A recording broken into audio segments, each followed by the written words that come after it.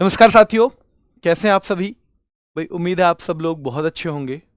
और एक जो ये तैयारी के लिए अंतिम स्टेज होती है, जब हम पढ़ने के साथ साथ चीज़ों की प्रैक्टिस करते हैं, वो स्टेज आपकी शुरू हो गई है। ज़्यादा समय है नहीं एग्ज़ाम में। अगर आप समय को बिगाड़ते हैं, अगर आपका ईमानदारी से पढ़ने का मन है, तो अभी बहुत समय है पढ़ाई के लिए। लेकिन उस समय का यूज करना है। खास तौर पे एक चीज़ और ध्यान में रखनी है। क्या रखनी है बेटा? कि जब समय कम हो तो दुगने फोकस के साथ पढ़ना है। फिर इधर उधर की सारी चीजें छोड़ देनी है, दुगने फोकस के साथ पढ़ना है। और थोड़ा सा समय हमें पढ़ाई का बढ़ा देना है। अगर हम ये कर पाते हैं तो फिर पढ़ाई के लिए हमें पर्याप्त समय भी मिलेगा, हमारी अच्छी तरह पढ़ाई भी होगी। और अगर कहीं पे चीजें गलत हो रही हैं, कहीं हो सकता है कहीं नंबर थोड़े बहुत कम रह रहे हों, मॉक टेस्ट दे रहे हो, नंबर उतने नहीं आ रहे जितने आपने सोचा है, तो ये समझिए कि नंबर आप मेहनत करते रहेंगे तो बढ़ेंगे। और अगर आप डर के घबरा के मेहनत छोड़ देंगे तो वो नंबर बढ़ने की संभावना तक भी खत्म हो जाएगी, यानी फिर कुछ नहीं कर पाएंगे। तो मेरी उम्मीद है आपसे कि आप लोग सारे के सारे मेहनत करने के लिए तैयार हैं। बाकी हम लास्ट में बात करेंगे। चलिए शुरू कर देते हैं। ब्रिटिश औपनिवेशिक सरकार द्वारा, यानी ब्रिटेन की जो कॉलोनियल गवर्नमेंट थी, उसने भरतनाट्यम पर प्रतिबंध कब लगाया था? आप में से ज्यादातर लोग जानते होंगे भरतनाट्यम, जिसे मंदिरों का नृत्य भी कहा जाता है, जिसे सादिर अट्टम के नाम से भी जाना जाता है, ठीक है, सादिर नाम से भी जाना जाता है। वो उस पर अंग्रेजों ने एक बार प्रतिबंध लगाया था, याद रखना है बेटा। चलिए, तो उस पर अंग्रेजों ने प्रतिबंध लगाया था और वो प्रतिबंध लगाया 1910 में। अगर हम भरतनाट्यम की बात करें तो ये भरतनाट्यम जो है आपको पता होगा सबसे पुराना है। ये बेटा सबसे पुराना डांस है। क्या है? सबसे पुराना है, ओल्डेस्ट है। और कहने की बात नहीं है कि भाई ये आपका जो नाट्य शास्त्र है उसमें भी इसका जिक्र होगा। इसमें जिक्र होगा नाट्य शास्त्र में। लगभग 2000 साल पुराना, बिल्कुल ठीक। बच्चे कह रहे हैं 2000 साल पुराना है जी, बहुत शानदार बेटा। इस तरह की ही उम्मीद है मुझे आपसे कि आप चीजों को अच्छे से, जो भी आज तक आपने पढ़ा है उसको रिलेट करते हुए चलेंगे। अब ये जो भरतनाट्यम है, ये शैव धर्म से जुड़ा हुआ है। कभी कभी सवाल बनता है कि ये वैष्णव से है या शैव धर्म, तो शैव धर्म से जुड़ा हुआ है बेटा, ठीक है। इसमें एक चीज आपको याद रखनी है, एकाहार्य होता है, एकाहार्य नाम की चीज। एकाहार्य, एकाहार्य का मतलब है जब एक ही व्यक्ति, जब एक ही व्यक्ति, एक ही व्यक्ति कई भूमिकाएं निभाता है, ठीक है। व्यक्ति कई भूमिका निभाता है। क्या निभाता है? कई भूमिका, यानी वो कई तरह की भूमिका निभाएगा, तो बेटा उसको कहते हैं, ठीक है। चलिए, उसको कहते हैं कि भाई एकाहार्य है। ये क्या है? एकाहार्य। मुझे एक चीज और बताओ कि इसमें जो चार नट्टू वनार जो हैं, नट्टू वनार, सॉरी, चार नट्टू वनार नहीं, नट्टू वनार किसको बोलते हैं? इसमें नट्टू वनार किसको बोलते हैं? क्या नट्टू वनार बेटा उसको बोलते हैं? क्या नट्टू वनार उसको बोलते हैं जो इसमें डायरेक्शंस देता है, डांस के बारे में जो डायरेक्शंस देता है, क्या उसको बोलते हैं? तो डांस के बारे में जो डायरेक्शन वगैरह आएंगी उनको हम क्या बोलेंगे बेटा? नट्टू वनार बोलेंगे, ठीक है। इसमें डांस के बारे में क्या देता है? डायरेक्शन, ठीक है। डांस के बारे में डायरेक्शन, ठीक है, ये नट्टू वनार। अब इससे कैसा भी सवाल बन सकता है। अब आपसे देखो, डायरेक्शन यानी निर्देश देने का जो काम किया जाता है, क्या ये 6 भागों में होता है? बताओ, क्या ये 6 भागों में होता है मेरे शेरों? 6 भाग। क्या पहला इसमें अलारिपू है? पहला अलारिपू है बेटा। क्या छठा? अब पहला और छठा ही ज्यादा पूछे जाते हैं आपसे, तो छठा जो है यानी लास्ट वाला है वो है तिल्लाना। ऐसे याद करेंगे भाई, कुछ भी चीज होगी तो लास्ट में ही तो चिल्लाते हैं उसमें। कोई भी चीज करेंगे तो लास्ट में उसमें थोड़ा सा चिल्लाएंगे। क्या करेंगे? तो तिल्लाना बेटा लास्ट वाला है ना, अलारिपू और तिल्लाना। इसकी मुझे शैलियां बता दो बस आप। मैं आपसे शैली पूछना चाहता हूं, इसकी कितनी शैली है? पहले तो जो मुख्य शैली है इसकी, इसकी जो शैली यानी स्टाइल्स हैं बेटा, क्योंकि कोई किसी तरह से करता है इस डांस को, कोई अपनी स्टाइल से करता है। तो 3 शैलियां हैं। देखो पहली तो है कला क्षेत्र, है क्या पहली? कला क्षेत्र। क्या बेटा? एक वाजुवर है, वाजुवर, वाजुवर। जो तीसरे नंबर की है बेटा, क्या उसको हम कहेंगे, जल्दी बताओ, क्या पंडा नल्लूर कहेंगे? क्या पंडा नल्लूर? पंडा नल्लूर। और ये जो पंडा नल्लूर है, आपको बताना है कि ये जो पंडा नल्लूर है, क्या मीनाक्षी पिल्लई द्वारा ये दी गई है? क्या मीनाक्षी पिल्लई द्वारा बेटा? ठीक है क्या? हाँ, नट्टू बनार कविता का पाठ करने वाला, हाँ ठीक है बेटा, है ना, जो भी डायरेक्शन देगा कविता का पाठ करेगा। जल्दी से कमेंट करके बताओ, क्या मीनाक्षी पिल्लई उनको माना जाता है इसका प्रतिपादक? तो मीनाक्षी पिल्लई। अब आपसे सवाल पूछा जाएगा, कैसे? इनमें से कौन सी भरतनाट्यम की शैली नहीं है? इनमें से कौन सी बेटा भरतनाट्यम की शैली नहीं है? एक कला क्षेत्र, दूसरा वाजुवुर, तीसरा पंडा नल्लूर, और चौथा और नाम दे देगा। चौथा कोई और नाम दे देगा जो आपको करना है। मुझे जल्दी से कमेंट करके बताओ आप लोग कि कलामंडलम कल्याणी अम्मा को किस डांस को पुनर्जीवित करने का श्रेय जाता है? प्रैक्टिस सेट से ही ठीक है, एक बच्चा कह रहा है बेटा प्रैक्टिस सेट लेना है आपको, अच्छी तरह से चीजें पढ़नी है, इनका रिवीजन करना है, आपको जीएस में बहुत बेनिफिट होगा, ठीक है, और सारे सब्जेक्ट्स का बेनिफिट होगा। तो जल्दी बताओ, क्या जो कल्याणी कुट्टी अम्मा है बेटा, क्या कल्याणी कुट्टी अम्मा है, वो उनका संबंध मैं आपसे पूछ रहा हूं, क्या उनका संबंध जो है भाई कल्याण करती है एक अम्मा, तो कैसे लगेंगी वो? मोहित करने वाली, जैसे सबको मोहित कर रही हैं, ठीक है, जैसे मोहित कर रही हैं। क्या इसी को मंदिरों का नृत्य भी कहा जाता है भाई? भरतनाट्यम को ही बताओ, क्या इसी को मंदिरों का नृत्य कहा जाता है? तो हाँ जी, मैंने शुरू में ही बताया था, मंदिरों का नृत्य भी इसी को कहा जाता है। अब एक सवाल और बनता है, जैसे हर डांस को करने वाले कुछ फेमस लोग हैं, तो इसमें तंजौर चौकड़ी नाम है बेटा, एक तंजौर क्या है? चौकड़ी, जिनमें एक है पुनैया, एक है चिनैया, एक है पुनैया, एक है भैया चिनैया। क्या तीसरे वड़ीवेलू हैं? क्या बेटा तीसरे वड़ेवेलू हैं? वड़ीवेलू। और चौथे शिवानंदन हैं। क्या तीसरे वड़ीवेलू हैं? वड़ीवेलू। और बेटा क्या चौथे शिवानंदन हैं? ठीक है, तो पहले ये आपको याद रखना है बेटा, पहले पुनैया, फिर चिनैया, वड़ीवेलू, शिवानंदन। ये शिवानंदम, शिवानंदम, शिवानंदन कर दिया मैंने, ठीक है। तो ये हैं पुनैया, चिनैया, वड़ीवेलू और शिवानंदन। और सबसे ज्यादा तो ये पूछा जाता है कि तंजौर चौकड़ी का संबंध किससे है? तंजौर चौकड़ी का संबंध ये पूछा जाएगा। मैं आपसे एक सवाल पूछूं, झावेरी बहनों का संबंध किससे है? झावेरी बहनें, आपको बताना है बेटा, झावेरी बहनें कितनी हैं और उनका संबंध किससे है, ये आपको बताना है, ठीक है। झावेरी बहनें और उनका संबंध किससे है, ये आपको बताना है। बहुत बढ़िया, मणिपुरी, मणिपुरी, मणिपुरी, ठीक है। एक सवाल का जवाब और दो कि ये जो चिदम्बरम मंदिर है, चिदम्बरम, उसका जो गोपुरम है बेटा, गोपुरम, तो चिदम्बरम मंदिर का गोपुरम, उस पर कौन से डांस के चित्र लगे हुए हैं? चिदम्बरम मंदिर, क्या बेटा? मंदिर का जो गोपुरम है उस पर चित्र हैं, और आपको पता होना चाहिए वो किसके हैं, तो भरतनाट्यम के हैं। गोपुरम होता है विशाल एंट्रेंस किसी भी मंदिर का, जो विशाल एंट्रेंस होता है किसी भी मंदिर का, हम उसे कहते हैं बेटा गोपुरम, ठीक है। क्लियर है यहां पे?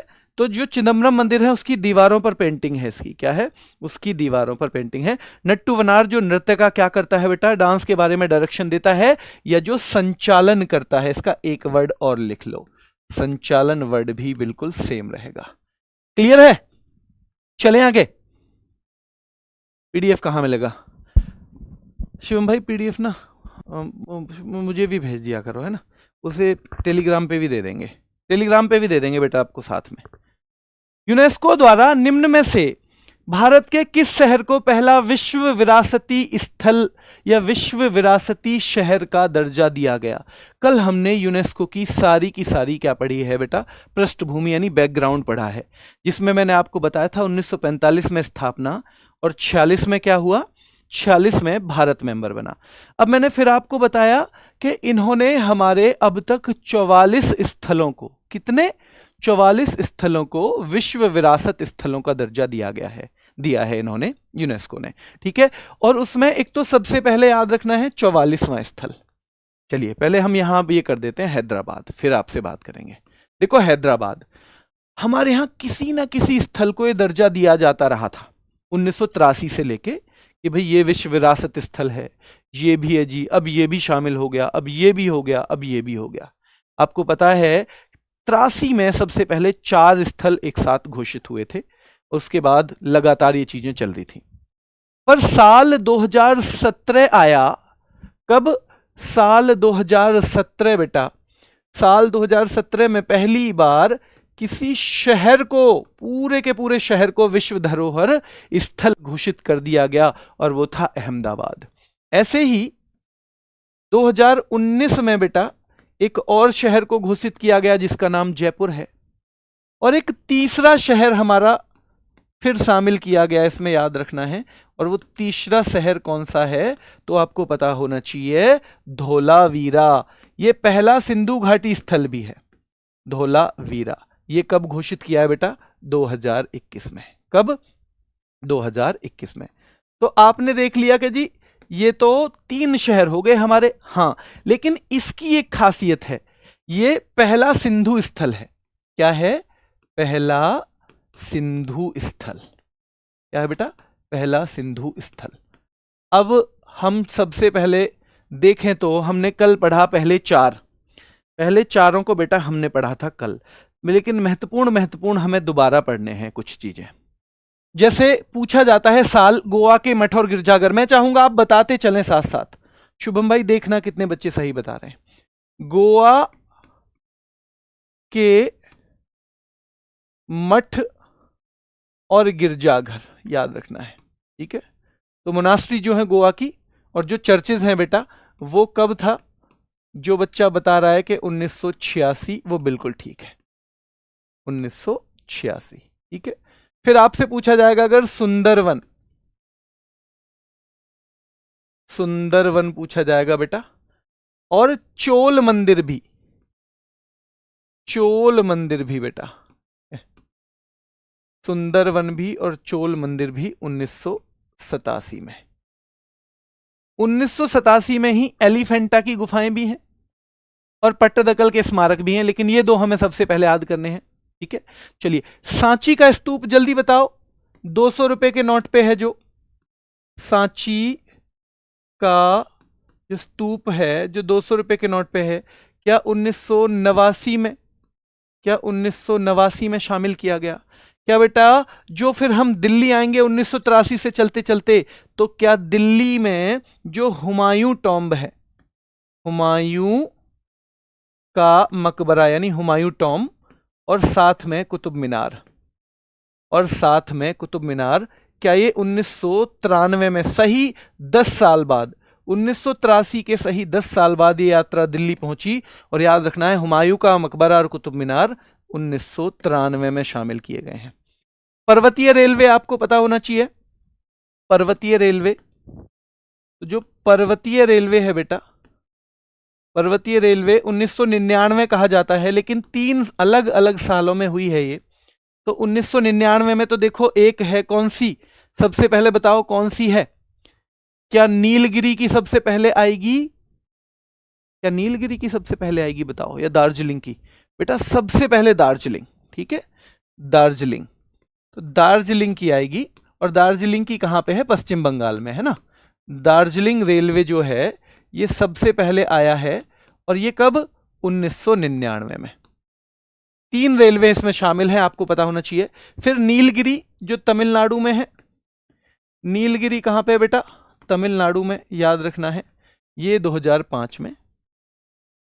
और फिर बेटा लास्ट में है कालका शिमला जो हिमाचल में है, कालका शिमला, जो कहां पे है, हिमाचल में, ठीक है। और ये 2008 में। इनका क्रम कभी कभी हम भूल जाते हैं, तो क्रम कैसे याद करेंगे कि भैया दादी जी के कपड़े में नील लगा दियो वरना कालका मैया बन जाएंगी दादी जी। दादी जी के कपड़े में, दादी जी के कपड़े में नील लगा दियो। अच्छा, ये मैंने कर दिया गलती से 1999 की बजाय 98। और आप में से कोई बता रहा है शायद बच्चा, जो बता रहा है भाई बहुत बहुत बढ़िया, धन्यवाद उसका। 1999 है ना, क्योंकि ऊपर हमने 99 लिखा है तो 99 से अलग तो हो ही नहीं सकता। तो भैया दादी जी के कपड़ों में नील लगा दियो वरना तो कालका बन जाएंगी फिर, ठीक है। फिर 2008 तक हम यहां पे आ गए। फिर जल्दी बताओ मुझे, क्या क्या जो 2002 में इसको शामिल किया गया है, क्या महाबोधि मंदिर? भाई बोध हो गया कि चाहे ऐसे लिख लो चाहे ऐसे, चाहे ऐसे लिख लो चाहे ऐसे। तो महाबोधि मंदिर को क्या 2002 में बेटा? हाँ जी 2002 में।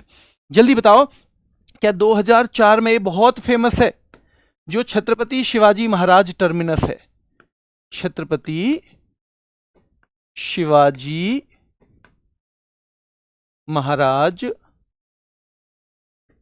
टर्मिनस, ठीक है, छत्रपति शिवाजी महाराज टर्मिनस 2004 में। जल्दी बताओ आप मुझे, क्या दिल्ली का लाल किला, जो दिल्ली का लाल किला है, क्या वो 2007 में? दिल्ली का बेटा लाल किला क्या 2007 में? 2007 बेटा, 2007। और क्या जो किले हैं, कौन से किले? राजस्थान के पहाड़ी किले, राजस्थान के पहाड़ी किले, जल्दी बताओ, वो 2013 में क्या? और कितने किले हैं, दोनों सवाल बताओ बेटा। राजस्थान के पहाड़ी किले, राजस्थान के पहाड़ी किले आपको बताना है, वो कब? बताओ जल्दी से। क्या 2013? क्या वो 6 किले हैं? 2013, बहुत बढ़िया बेटा। हाँ, और जंतर मंतर 2010 में आएगा, बीच में जंतर मंतर को ले लेना, बीच में बेटा जंतर मंतर 2010। भैया जंतर मंतर क्या होता है जो 20 का 10 बना दे? जंतर मंतर क्या है भैया? 20 का 10 बना दिया उसने, अरे जंतर मंतर कर दिया फिर तो। जंतर मंतर, लेकिन कहां वाला? उज्जैन वाला नहीं, मथुरा वाला नहीं, दिल्ली वाला नहीं, जयपुर वाला। कहां का बेटा? जयपुर वाला, ठीक है। तो जयपुर वाला है, केवल याद रखना है, ठीक है। चलिए, क्या ठीक है, बहुत शानदार, जयपुर, जयपुर वाला, बहुत बढ़िया बेटा, जंतर मंतर 10, ठीक है। चलिए, फिर 2016 में आता है सीधा नालंदा विश्वविद्यालय पूछा जाता है बेटा, नालंदा यूनिवर्सिटी जो है, और एकमात्र मिश्रित जो है कंचनजंगा। तो नालंदा और बेटा कंचनजंगा जो एकमात्र मिश्रित स्थल है, कंचनजंगा, ठीक है बेटा। और ली कार्बुजिए, ली कार्बुजिए का जो आर्किटेक्चर है वो तीनों कब हैं? 2016 में, ठीक है, 2016 में। मुंबई के विक्टोरियन और गोथिक आर्ट स्टाइल में जो बनी हुई हैं बिल्डिंग्स, वो 2000 कब? 18 में। फिर सीधे कब आओगे? 2020, 2020 21 कब आओगे? 2021, क्योंकि 17 हम पढ़ चुके हैं, 17 अहमदाबाद देख लिया हमने, 19 हम पढ़ चुके हैं, जयपुर देख लिया है हमने, ठीक है। फिर हम सीधे 2021 में आएंगे बेटा, और 2021 में दो महत्वपूर्ण चीजें हैं। कौन सा? एक तो रामप्पा मंदिर, एक तो रामप्पा मंदिर बेटा, और इसका वंश पूछा जाता है, बताओ जल्दी, वंश पूछा जाता है इसका। रामप्पा मंदिर याद रखना है, भगवान शिव से संबंधित है। और एक धौलावीरा, ये 2021 में। कब? 2021 में बेटा। 2023 में, 2023 में कौन कौन है? 2021 में काकतीय, बहुत बढ़िया बेटा, काकतीय वंश, बहुत शानदार। तो रामप्पा मंदिर काकतीय वंश याद रखना है आपको, काकतीय वंश और भगवान शिव से संबंधित है, ये दिमाग में अपने में रखना है, काकतीय, ठीक है। आगे चले, अभी लास्ट के 3-4 मैं आपको बता देता हूं। 2023 में होयसल मंदिर, और जो हमारा शांति निकेतन, शांति निकेतन, होयसल मंदिर और शांति निकेतन, ठीक है। फिर आएंगे सीधे 2024 में मोइदम्स। मोइदम्स जो है एक तरह के मकबरे टाइप समझ लो, जहां शाही राजवंश असम का दफनाया जाता था, मोइदम्स। और लास्ट वाला है बेटा कौन सा? तो मराठा मिलिट्री लैंडस्केप, मराठा सैन्य परिदृश्य 44वां, वो कल हम डिस्कस कर चुके हैं, इसलिए यहां पे उन्हें लिख नहीं रहे। ठीक है, मराठा मिलिट्री लैंडस्केप, जिसमें कुल मिला के कितने किले हैं आप मुझे बताओगे? कितने किले हैं जल्दी से मुझे बताओ बेटा। कुछ रह गए इसमें, कोई बात नहीं, क्योंकि इसका मुझे अलग से रैपिड फायर बनाना है 15 मिनट में। 15 मिनट में सबकी साल करवाएंगे, इसलिए जितने अभी इंपॉर्टेंट हैं हम पहले उन्हीं को रखेंगे, जितनी इंपॉर्टेंट है बेटा। 12, बहुत बढ़िया। इन 12 में से 11 महाराष्ट्र में है और 1 तमिलनाडु में है। अगले क्वेश्चन पे चलते हैं बेटा। दादा साहब फाल्के पुरस्कार किस क्षेत्र से संबंधित है? तो आपको बताऊं, गोविंद, एक घुंडीराज गोविंद फाल्के नाम के व्यक्ति थे। उन्होंने हमारे यहां सबसे पहली फिल्म बना दी, जिस फिल्म का नाम था राजा हरिश्चंद्र, जो कब आई थी? 2013 में आई थी। कब आई थी? तो 1913 में आई थी। कब आई थी? 1913 में। ठीक है, तो वो मूक फिल्म थी, हालांकि उसमें आवाज नहीं थी। अगर सवाल पूछे आपसे कि भारत की पहली मूक फिल्म, तो हम वही बताएंगे। ठीक है, तो वो क्योंकि उन्होंने एक तरह से नींव रखी भारत में फिल्मों की, इसलिए उनके नाम पे हम फिल्मों का सर्वोच्च सम्मान देते हैं। तो भारत का सिनेमा जगत का सर्वोच्च सम्मान है। ठीक है, सर्वोच्च है, ध्यान रखना है, लेकिन कहां का? भारत का, भारत का है ना। तो भारत का फिल्म जगत का या सिनेमा जगत का सर्वोच्च सम्मान है। ये शुरू कब किया गया था बेटा? मुझे आपके साल बता दो। ये उसी साल शुरू किया गया था जिस साल पहली बार बुकर प्राइज दिया गया था, मान बुकर दिया गया था, मान बुकर। बहुत बढ़िया बेटा, 1969। और तब ये दिया गया था देविका रानी या देविका रानी रोरिक, दोनों नाम आएंगे। ठीक है, कोई सा एक तरह से लिखाएगा, देविका रानी रोरिक को मेरे शेरोए दिया गया था। अब आपको पता होगा कि ये देविका रानी रोरिक तो पहली महिला हो गई, फिर तो भैया पुरुष का अलग से सवाल आता होगा। आता है, तो पहले पुरुष, ये पहली महिला है। पहले पुरुष अगले साल हमें मिले। पहले पुरुष बेटा याद रखना है, पहले पुरुष हमें मिले 1970 में। कौन थे बताओ वो? क्या वीरेंद्रनाथ सरकार थे? क्या वीरेंद्रनाथ सरकार थे? बहुत शानदार बेटा, पहले ही जवाब दे दिया आपने। तो वीरेंद्र नाथ सरकार थे। ठीक है, चलिए। इसके बाद 1971 में दिया गया पृथ्वीराज कपूर को, वो हिंदी भाषा के लिए पहले हैं, प्लस मरणोपरांत पहले हैं।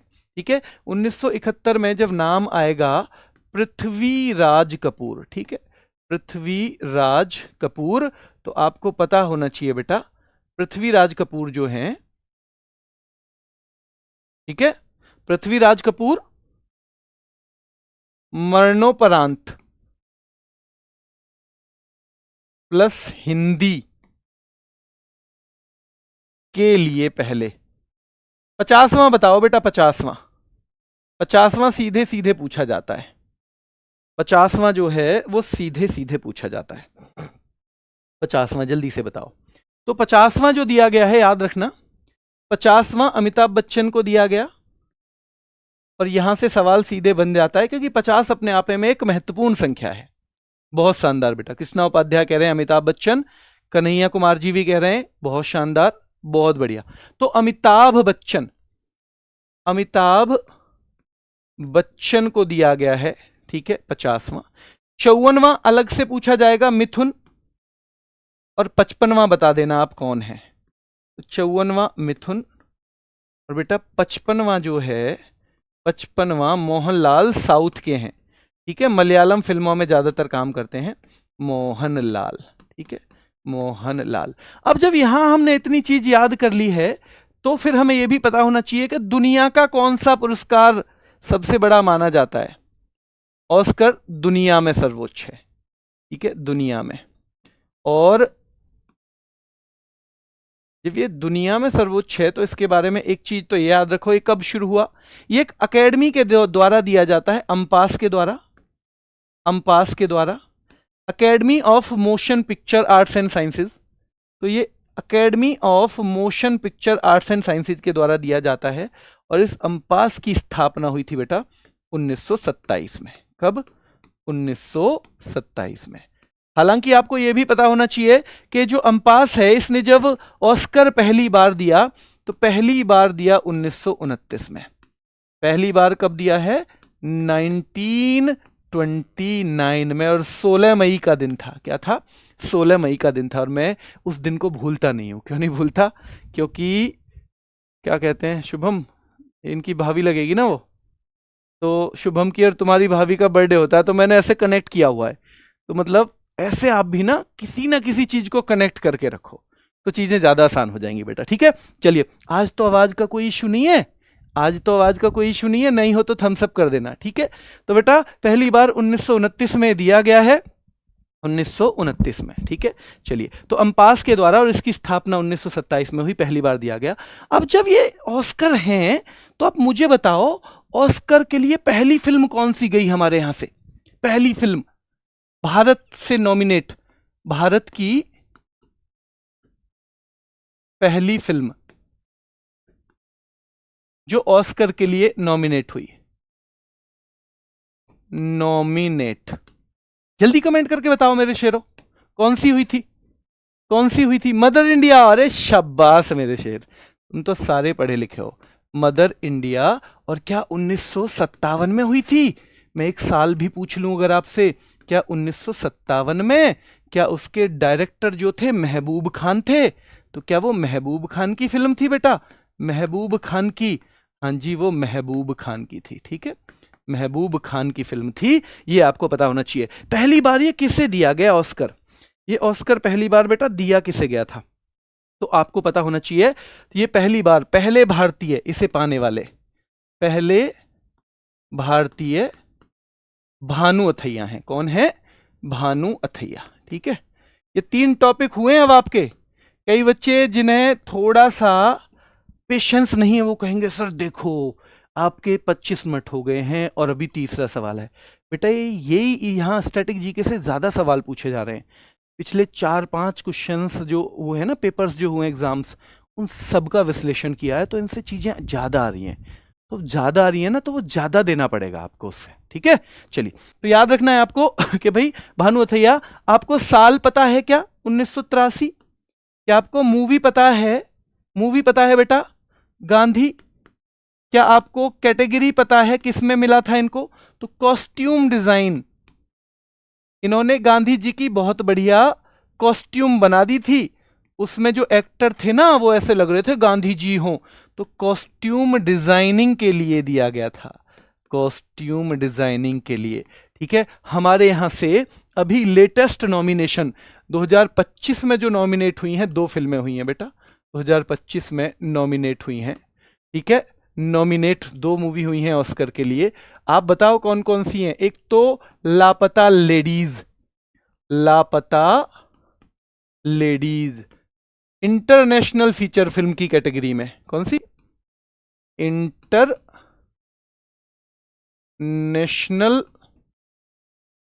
Best international feature film. तो ये, हालांकि ये लास्ट तक नहीं पहुंच पाई थी, ये बिल्कुल लास्ट तक नहीं, शॉर्ट लिस्ट नहीं हो पाई थी, पर सवाल पूछ लेता है, क्योंकि कई बार एग्जामिनर को भी इतना डीप पता होता नहीं है। और एक बेटा अनुजा, ये best live action short film, ये लास्ट तक पहुंची थी बिल्कुल। Best live action short film, ये इस कैटेगरी में, लाइव एक्शन शॉर्ट फिल्म की कैटेगरी में, best live action short film की कैटेगरी में। ठीक है, क्लियर है बेटा यहां तक? चलिए आगे चलते हैं। राष्ट्रीय राजमार्ग प्राधिकरण जो है भारत का, जिसे हम कहते हैं NHAI, जिसकी फुल फॉर्म हमने सवाल में ही दे दी है, national highway authority of India, इसकी स्थापना किस वर्ष की गई थी? जल्दी से बताओ, मैं आपसे पूछना चाह रहा हूं कि भाई इसकी स्थापना किस वर्ष की गई है? इसकी स्थापना किस वर्ष की गई है? क्या 1988? इसका जो वाक्य है ना, सड़कें ही नहीं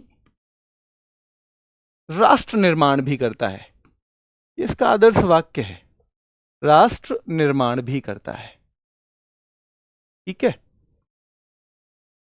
करता है। ठीक है, तो सड़कें ही नहीं, राष्ट्र निर्माण भी करता है। 1988 में स्थापना, पर कार्य कब शुरू किया?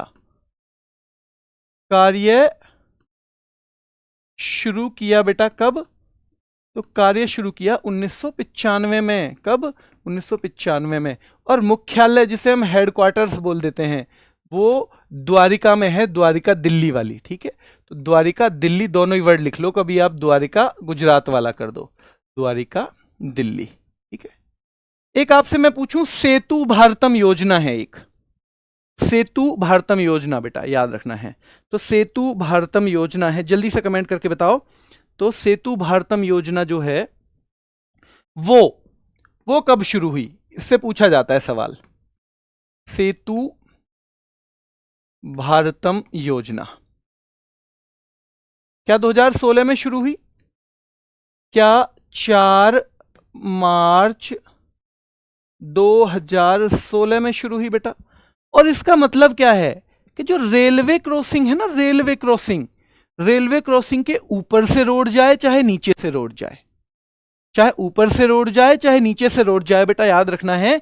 तो ये जो है रेलवे लाइन को क्रॉसिंग मुक्त बनाना, ठीक है, क्रॉसिंग मुक्त।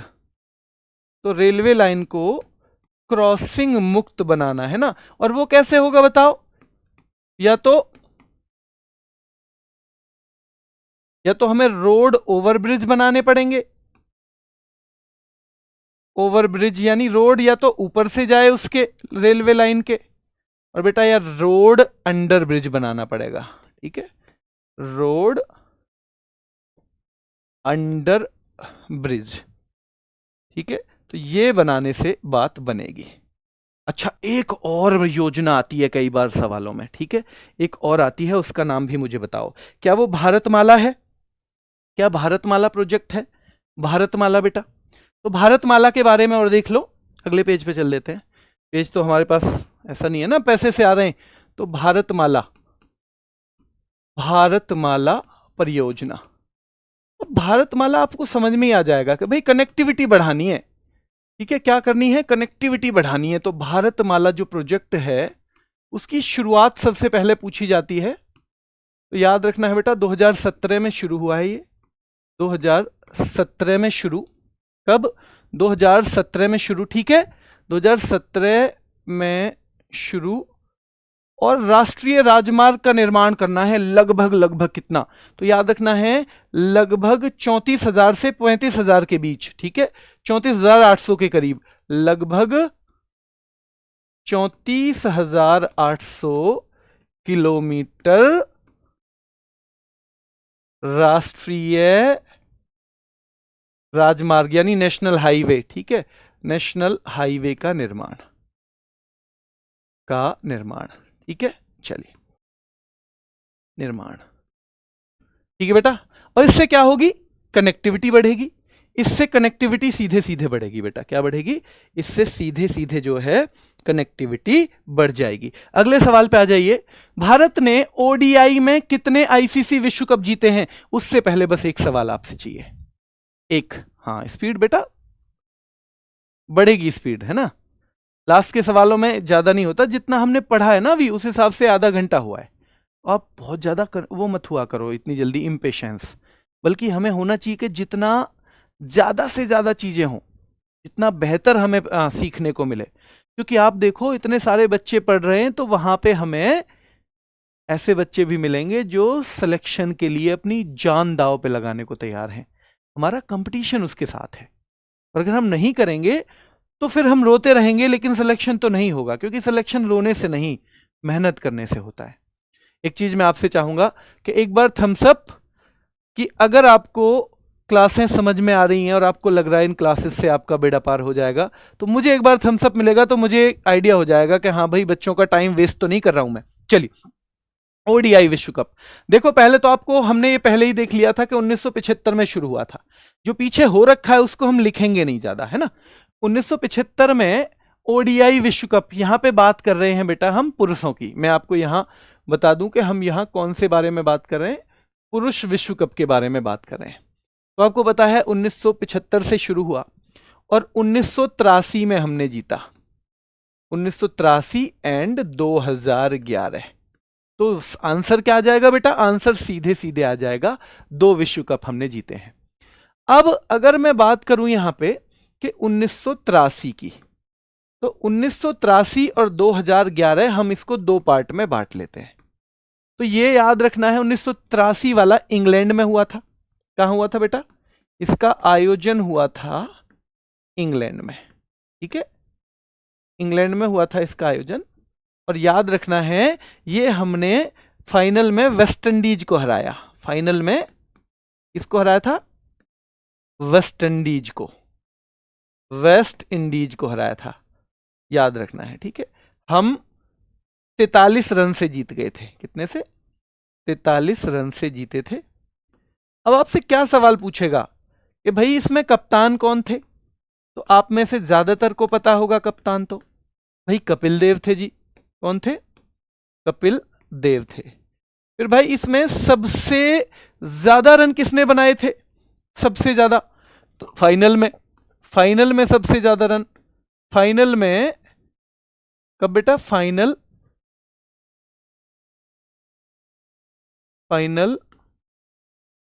में सबसे ज्यादा रन, जल्दी बताओ, क्या श्रीकांत ने? के श्रीकांत जिनको बताते हैं हम, के श्रीकांत, ठीक है। और फाइनल में प्लेयर ऑफ द मैच, यानी जिसको बेस्ट खिलाड़ी का अवार्ड दिया गया, प्लेयर ऑफ द मैच, तो बेटा वो थे मोहिंदर अमरनाथ। कौन थे? मोहिंदर अमरनाथ, मोहिंदर अमरनाथ, ठीक है। अब यही सेम चीज आपको 2011 वाली भी याद करनी है। 2011 याद करनी है। बताओ कहां पे हुई थी 2011 बेटा? 2011 कहां हुई थी? तो आपको बताना है कि 2011 का वर्ल्ड कप हुआ कहां था। बाकी चीजें मैं आपको अभी बताता हूं कि फाइनल में हमने किसको हराया? श्रीलंका को। इसका फाइनल हुआ था लॉर्ड्स में। इसका फाइनल कहां हुआ था? लॉर्ड्स। कहां पे? इंग्लैंड में बेटा, ठीक है। और यहां हमने फाइनल में श्रीलंका को हराया था, ठीक है। 6 विकेट से हम जीते थे। कप्तान इसमें कौन थे? MS धोनी। MS धोनी कप्तान थे बेटा, ठीक है। यहां सबसे ज्यादा रन किसने बनाए हैं? सबसे ज्यादा रन फाइनल में तो गौतम गंभीर ने गौतम गंभीर ने बेटा, ठीक है, गौतम गंभीर। लेकिन मैन ऑफ द मैच कौन थे फाइनल में बेटा? तो वो थे धोनी। वो फिर से धोनी हो जाएंगे, महेंद्र सिंह धोनी हो जाएंगे, ठीक है। क्लियर है? फिर से कौन हो जाएंगे? महेंद्र सिंह धोनी हो जाएंगे। क्लियर है यहां पे? MS धोनी। चलिए अब आपसे 2-3 चीजें और पूछेगा। भारत फाइनल में कितनी बार पहुंचा है? भारत 4 बार फाइनल। आप मुझे बताओ, ये 2 साल तो आपको याद हैं। फाइनल में हारा कब है भारत? फाइनल में हारा 2 साल, और वो कौन कौन सी है बेटा? 2003 और 2023। किससे हारा है? दोनों बार किससे हारा है बेटा? दोनों बार ऑस्ट्रेलिया से हारा है, ठीक है। ऑस्ट्रेलिया कितने बार? ऑस्ट्रेलिया ने कितने बार भाई? सबसे ज्यादा बार ये किसने जीता है? ये सवाल भी आ सकता है। सबसे ज्यादा बार किसने जीता है बताओ? सबसे ज्यादा बार ऑस्ट्रेलिया ने। कितनी बार? 6 बार। जो कितने बार फाइनल में पहुंचा है? 8 बार का फाइनलिस्ट है ये। 8 बार का फाइनलिस्ट है बेटा, फाइनलिस्ट, ठीक है। 8 बार ये किस में पहुंचा है?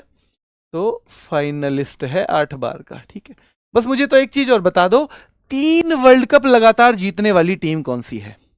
3 वर्ल्ड कप लगातार। और ये 3 बार ना इसने लगातार जब जीता था ऑस्ट्रेलिया ने, 3 बार लगातार जीतने वाली एकमात्र ही टीम है, ठीक है। बल्कि 3 बार जीतने वाली एकमात्र टीम है ये। और वो कौन कौन से थे? 1999, 2003 और बेटा 2007, ठीक है, 2007। ये 3 वर्ल्ड कप इसने लगातार जीते थे। आप मुझे बताओगे पाकिस्तान ने कब जीता? ये हमारे 2 पड़ोसी हैं ना, इनका पूछ लेता है कभी कभी, पाकिस्तान और श्रीलंका। इन दोनों का कभी कभी पूछ लेता है बेटा, इन दोनों का बताओ। और एक इंग्लैंड ने, क्योंकि 2019 का जीता है, इंग्लैंड ने कब का जीता है? 2019 का। तो ये भी पूछ लेता है। बताओ जल्दी, पाकिस्तान ने कब जीता था? पाकिस्तान ने, बच्चे कह रहे हैं जी, पाकिस्तान ने जीता है 1992, 92, 92, 92। बहुत शानदार, बहुत शानदार बेटा, 92 में ही जीता है, बिल्कुल। यानी आपने बहुत अच्छे से पढ़ा है इसे। और श्रीलंका ने 1996 में। ठीक है, तो मैन ऑफ द मैच वगैरह सारे हमें याद रखने हैं। आगे चलते हैं अगले सवाल पे। लेखकों और उनकी पुस्तकों के बारे में निम्नलिखित कथनों पे विचार कीजिए। आप कह रहे थे ना जी थोड़ा सा टाइम ज्यादा हो रहा है, बचाओ। टाइम बचाने के लिए 2-3 सवाल मैंने हर पेपर में रखे हैं। और लेकिन टाइम बचाना उद्देश्य नहीं है, आपको और बेहतर ढंग से पढ़ाना भी उद्देश्य है। अगर आपको वो चीज पसंद आए तो एक बार उसे देखते ही थम्स अप करना, ठीक है। पहला है द 1000 फेसेस ऑफ नाइट। ये क्या गीता हरिहरन ने लिखी है पुस्तक? पहली ये बुक है बेटा, द 1000 फेसेस ऑफ नाइट। ये क्या गीता हरिहरन की किताब है? The other side of silence, क्या बेटा उर्वशी बुटालिया की है? उर्वशी बुटालिया। क्या फॉल्ट लाइन मीना अलेक्जेंडर ने लिखी है? ये किताब है जिसके नीचे मैं ये कर रहा हूं। और थिंग्स टू लीव बिहाइंड, ये तो बहुत ही महत्वपूर्ण किताब है, ठीक है। ये क्या बेटा नमिता गोखले की है। तो ये 4 किताब है और इनके बारे में लिखा है कि बताओ इनमें से कौन सा कथन सही है। क्या केवल एक का राइटर ठीक है, केवल 1 और 2 का, 1, 2, 3 का, या चारों का? या चारों का? तो चारों का ठीक है बेटा। आंसर जो है हमारा कौन सा आएगा कि भाई चारों का ही ठीक है, चारों का। पर अब मैंने आपके लिए जो जरूरी किताब है उनको इस तरह से लिखा है। बताओ, things to leave behind Namita Gokhale, ताकि आपके दिमाग में एक पिक्टोरियल मेमोरी बने, ताकि आपके दिमाग में क्या बने? Pictorial memory. दूसरा बेटा, मीना कंडासामी की एक बुक पढ़नी है, व्हेन आई हिट यू। मैं कंडा से मारूंगी ससुरे, ऐसे हो जाए ना। कभी कभी गांव में है ना, बहन नाराज हो जाए या मम्मी नाराज हो जाए तो कंडा उठा ले, कंडा से मारूंगी तुझे। तो मीना कंडासामी की है when I hit you. Namita Gokhale की है things to leave behind. Things to leave behind किसकी है बेटा? बर्न्ड शुगर है अवनी दोषी की। बर्न्ड शुगर किसकी पुस्तक है? आपको इसकी पिक्चर से ज्यादा टाइम तक याद रहेगा, तो बेटा याद रखना है ये है अवनी दोषी की। और व्हेन आई हिट यू ये हो गई बेटा किसकी? मीना कंडासामी द्वारा हो गई। और द ब्लू वुमेन अनुकृति उपाध्याय की, ये महत्वपूर्ण पुस्तक है, द ब्लू वुमेन अनुकृति उपाध्याय की है। और बहुत महत्वपूर्ण पुस्तक है नंदिनी दास की, कोर्टिंग इंडिया। कोर्टिंग इंडिया किसकी है बेटा? नंदिनी दास की है। नंदिनी दास की है कोर्टिंग इंडिया, और बहुत महत्वपूर्ण है। अ प्लेस कॉल्ड होम किसने लिखी है? प्रीति शेनॉय ने। बहुत महत्वपूर्ण पुस्तक है बेटा, a place called home. A place called home किसकी है? प्रीति शेनॉय की पुस्तक है। My life as a comrade ये लिखी है के शैलजा ने। किसने लिखी है? के शैलजा ने। और एक ये हो गई नंदिनी दास की कोर्टिंग इंडिया। क्या हो गई? Courting India. क्या हो गई? Courting India. ठीक है, तो ये आप है ना 1-2 बार इस पिक्चर्स को देखेंगे वापस बाद में। जब भी आप इसे देखेंगे तो इन पिक्चर्स को ध्यान से देखेंगे। उसके अलावा मैंने यहां पे नाम भी लिख दिए हैं, तो यहां से आप फिर उनका बार बार रिवीजन भी करेंगे। ठीक है, चलिए आगे देखते हैं। निम्नलिखित पर विचार करिए बेटा कि भारतीय संविधान के आपातकालीन प्रावधान भारत सरकार अधिनियम 1935 से लिए गए हैं। और भारत सरकार अधिनियम 1935 ने संघीय योजना, याद रखना है बेटा, संघीय योजना या संघीय योजना, राज्यपाल का कार्यकाल, न्यायपालिका और लोक सेवा आयोग जैसी विशेषताएं भी प्रदान की हैं। इनमें से कौन सा ठीक है? इनमें से कौन सा ठीक है आपको बताना है। इनमें से कौन सा ठीक है? क्या पहला ठीक है जो आपातकालीन प्रावधान भारत सरकार अधिनियम 1935 से लिए हैं, और दूसरा भारत सरकार अधिनियम 1935 ने संघीय योजना, राज्यपाल का कार्यालय, न्यायपालिका और लोक सेवा आयोग जैसी विशेषताएं भी प्रदान की हैं। आपको बताना है कि इनमें से कौन सा कथन सही है। तो बेटा दोनों ही सही हैं। ये आपातकालीन दोनों जगह आता है आपका, ये आपातकालीन दोनों जगह आता है। ये आपका जर्मनी से भी आएगा बाद में, जर्मनी नाम से भी, ठीक है। लेकिन ये क्योंकि इसमें शामिल था भारत सरकार अधिनियम में, तो इसको हमें याद रखना है। ठीक है, इसको क्या रखना है? हमें याद रखना है। अब मुझे 2-3 चीजें बता दो बस। बताओ जल्दी से मुझे एक चीज बताओ कि जो संसद का संयुक्त बैठक होती है वो हमने कहां से ली है? संवर्ती सूची हमने कहां से ली है? संसद की जो वो है बेटा बैठक, तो संयुक्त बैठक, संसद की संयुक्त बैठक हमने कहां से ली है? ठीक है, ज्वाइंट सिटिंग। संवर्ती सूची हमने कहां से ली है? कहां से ली है बेटा? ठीक है। और एक हमने प्रस्तावना की भाषा कहां से ली है? प्रस्तावना की भाषा, प्रस्तावना की भाषा हमने कहां से ली है? तो सारे बच्चे कह रहे हैं ऑस्ट्रेलिया ऑस्ट्रेलिया ऑस्ट्रेलिया। ठीक है भाई, अगर ऑस्ट्रेलिया से ही ली है तो ऑस्ट्रेलिया है तो ऑस्ट्रेलिया से ही ठीक है। चलिए फिर हम देखेंगे संसदीय प्रणाली। फिर हम क्या देखेंगे? संसदीय प्रणाली। ठीक है, तो संसदीय प्रणाली हमने कहां से ली है? संसदीय प्रणाली। ठीक है बेटा। एक होता है first past the post, first past the post बेटा, फर्स्ट पास्ट द पोस्ट, ये होता है जिसे सबसे ज्यादा मत, जिसे सबसे ज्यादा मत वही विजयी, जिसे सबसे ज्यादा वोट वो विजयी होता है ना हमारे यहां। तो जिसे सबसे ज्यादा वोट, चाहे उसे 10 ही मिली हो 100 में से, पर अगर वो सबसे ज्यादा वाला है तो वही जीत जाएगा। तो फर्स्ट पास द पोस्ट भी। अगर मार्शल लॉ की बात करें बेटा, मार्शल लॉ, ये भी हमने यहीं से ली है। अगर विधि का शासन यानी रूल ऑफ लॉ की बात करें, विधि का शासन की अगर हम बात करें तो ये भी यहीं से लिए। एक आध एग्जाम्पल आप बताओ अगर आपको पता है, अगर आपको पता है तो आप बताओ बेटा। विधि का शासन यहीं से है। ठीक है, ये हमारी जो एकल नागरिकता है ये कहां से ली है हमने? क्या अमेरिका से ली है हमने एकल नागरिकता? अरे भाई, एकल नागरिकता अमेरिका तो डबल देता है। एकल नागरिकता अगर आप गलती से अमेरिका करना चाह रहे हो तो याद रखना है। ठीक है, याद रखना है आपको कि भाई संसदीय प्रणाली। तो ये सब कहां के हैं? ये ब्रिटेन के हैं। ये हमने सारी चीजें ली हैं ब्रिटेन से। ठीक है, ये हमने कहां से ली है बेटा? ऑस्ट्रेलिया से ली है। ठीक है, विधि द्वारा विधि द्वारा स्थापित प्रक्रिया कहां से लिए बताओ? विधि द्वारा स्थापित प्रक्रिया हमने कहां से लिए बताओ? विधि द्वारा स्थापित प्रक्रिया बताओ। विधि द्वारा, हाँ, उपराष्ट्रपति का पद ये हमने लिया है कहां से बेटा? यूएसए से। ठीक है, कुछ चीजें आज करेंगे कुछ। हाँ, विधि द्वारा स्थापित प्रक्रिया यानी प्रोसीजर स्टैब्लिश्ड बाय लॉ हमने लिया है जापान से। आपातकालीन प्रावधान हमने लिए हैं कहां से? तो आपातकालीन बेटा, है ना, आपातकालीन प्रावधान हमने कहां से लिए हैं? तो ये भी आपको पता होना चाहिए, हमने जर्मनी से लिए हैं। कहां से? जर्मनी से। और एक चीज और बता दो मुझे, आपातकालीन तो हो गया, जो हमने विश्व बंधुत्व वाली जो भावना ली है वो कहां से ली है? समानता वाली बंधुत्व वाली जो भावना ली है, क्या वो फ्रांस से ली है? क्या समानता और बंधुत्व वाली भावनाएं हमने फ्रांस से ली है बेटा? तो वो हम फ्रांस में जाएंगे। आपको मैंने बता रखा है कि मैं प्रैक्टिस सेट बूस्टर लाऊंगा सैटरडे या संडे, कोई से भी एक दिन, तो आपको पहले से बता दिया जाएगा यानी कल। और उसमें जो चीज हम केवल मौखिक यहां बात कर रहे हैं वो सब आपको रिटर्न मिलेगा और उसका जल्दी से रिवीजन हम करेंगे। ठीक है, चलिए आगे चलते हैं। निम्नलिखित कथनों में से कौन सा एक भारत के संविधान की चौथी अनुसूची को सही सही वर्णित करता है?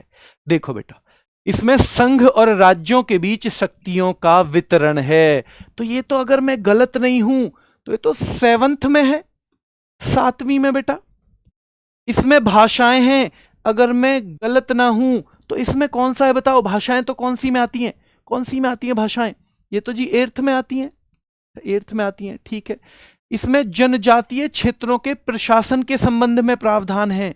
तो बेटा ये याद रखना है आपको कि ये भी इसमें नहीं है, ये छठे में आ जाएगा। किस में आ जाएगा? छठे में।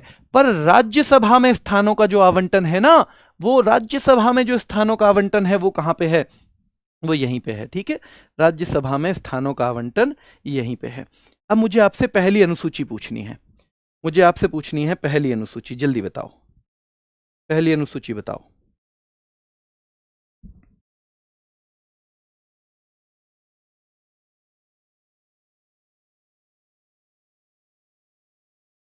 पहली,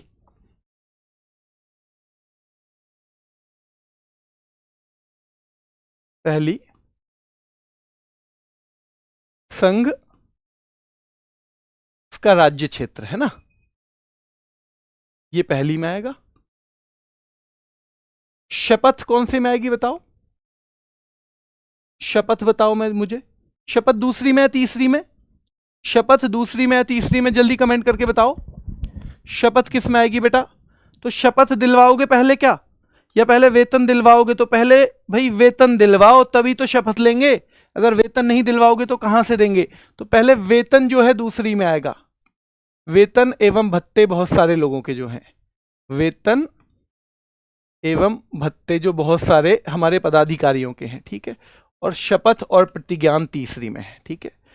शपथ एवं प्रतिज्ञान कौन सी है, तीसरी में है, शपथ एवं प्रतिज्ञान, ठीक है।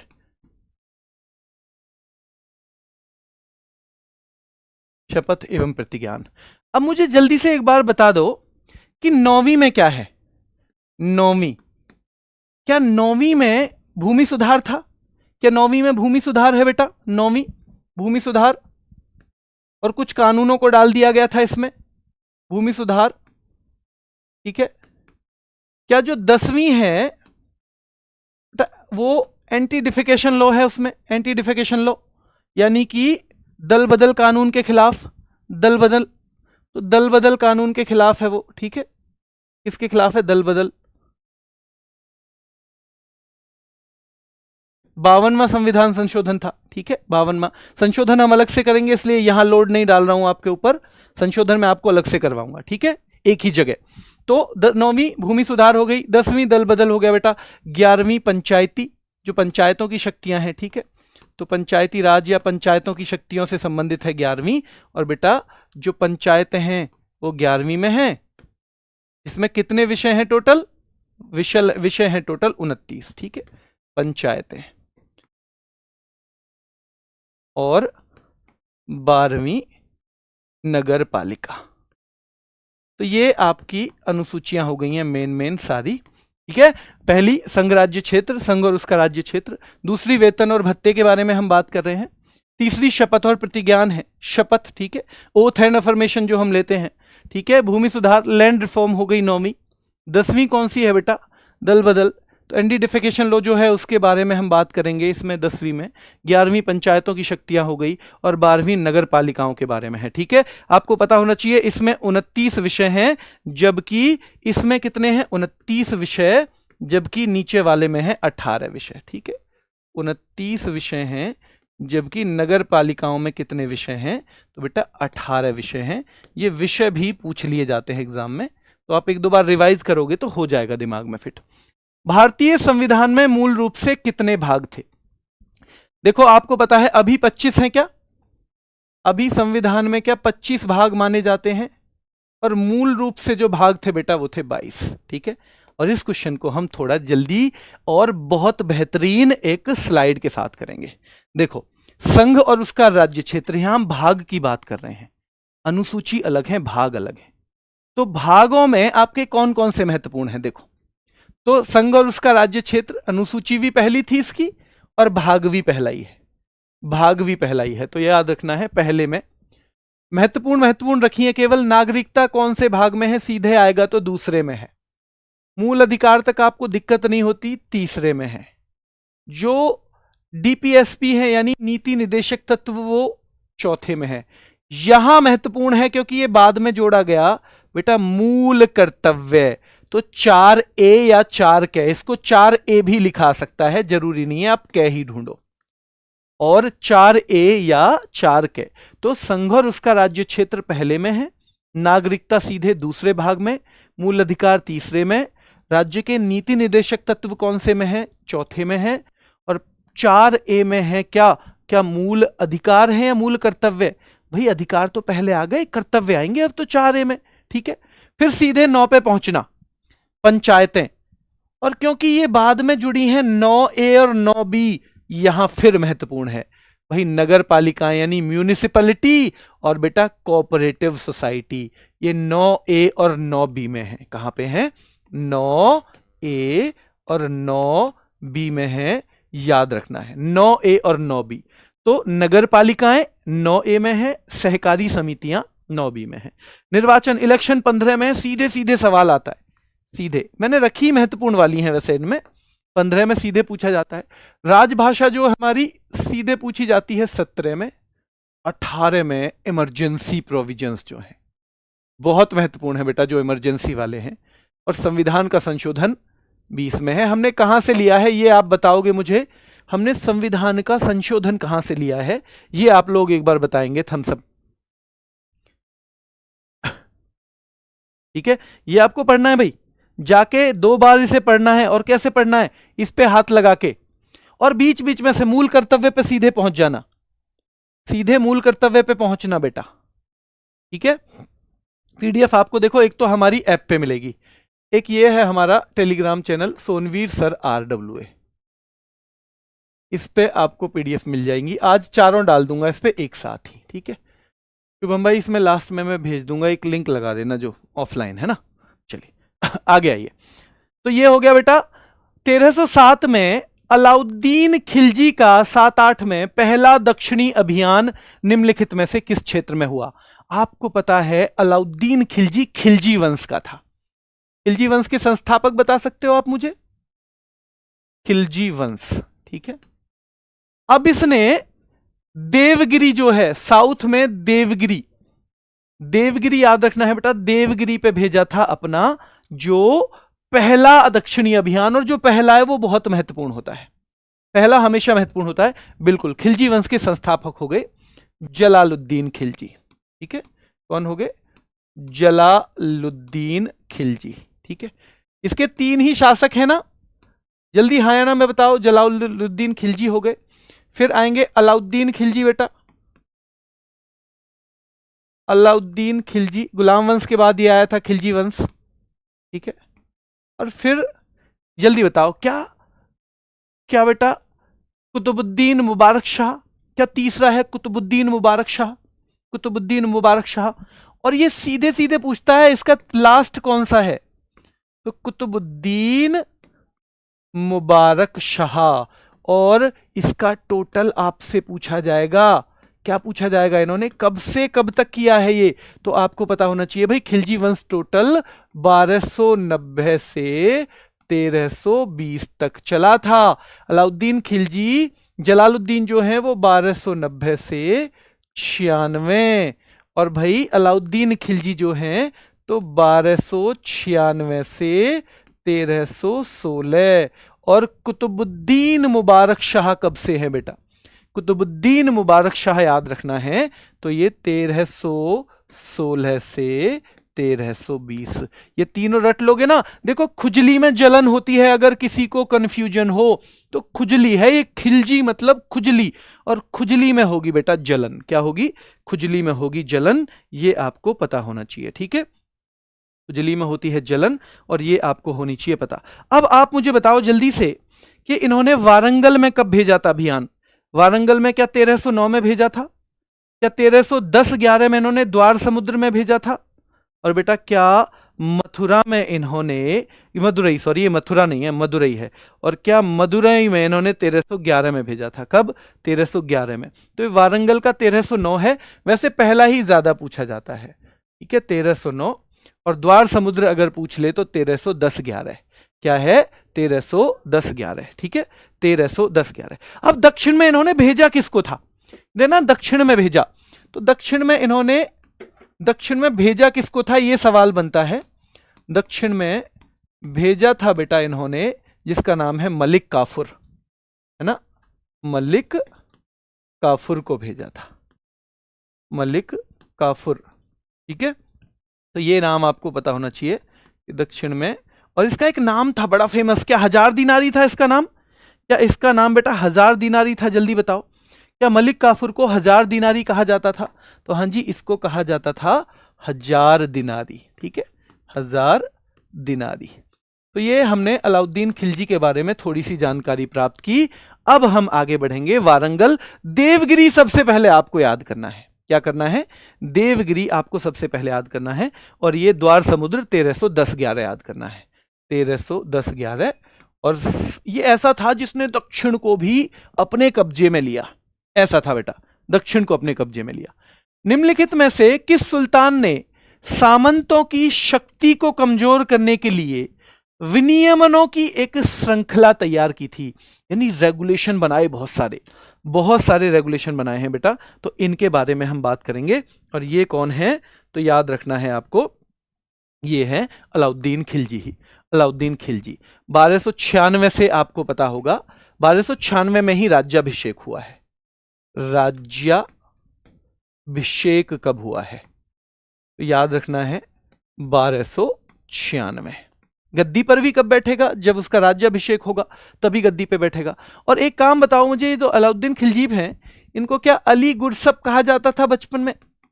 अली गुरसप, क्या अली गुरसप का नाम इन्हें दिया जाता था बचपन में? ठीक है, बचपन का नाम जो है अली गुरसप। और क्या सिकंदर ए सानी भी बोला गया है? सिकंदर ए सानी, सिकंदर जैसा बिल्कुल, क्या सिकंदर ए सानी भी बोला गया है इसको? हाँ जी, सिकंदर ए सानी भी बोला गया है। क्या युग का विजेता भी बोला गया है? युग का विजेता, तो युग का विजेता भी बेटा बोला गया है। जल्दी कमेंट करके बताओ, भारत में पब्लिक डिस्ट्रीब्यूशन सिस्टम जो है, यानी सार्वजनिक वितरण प्रणाली, जैसे आज भी राशन कोटा बंटता है, ये किसने शुरू किया था? ये किसने शुरू किया था बेटा, जल्दी से बताओ।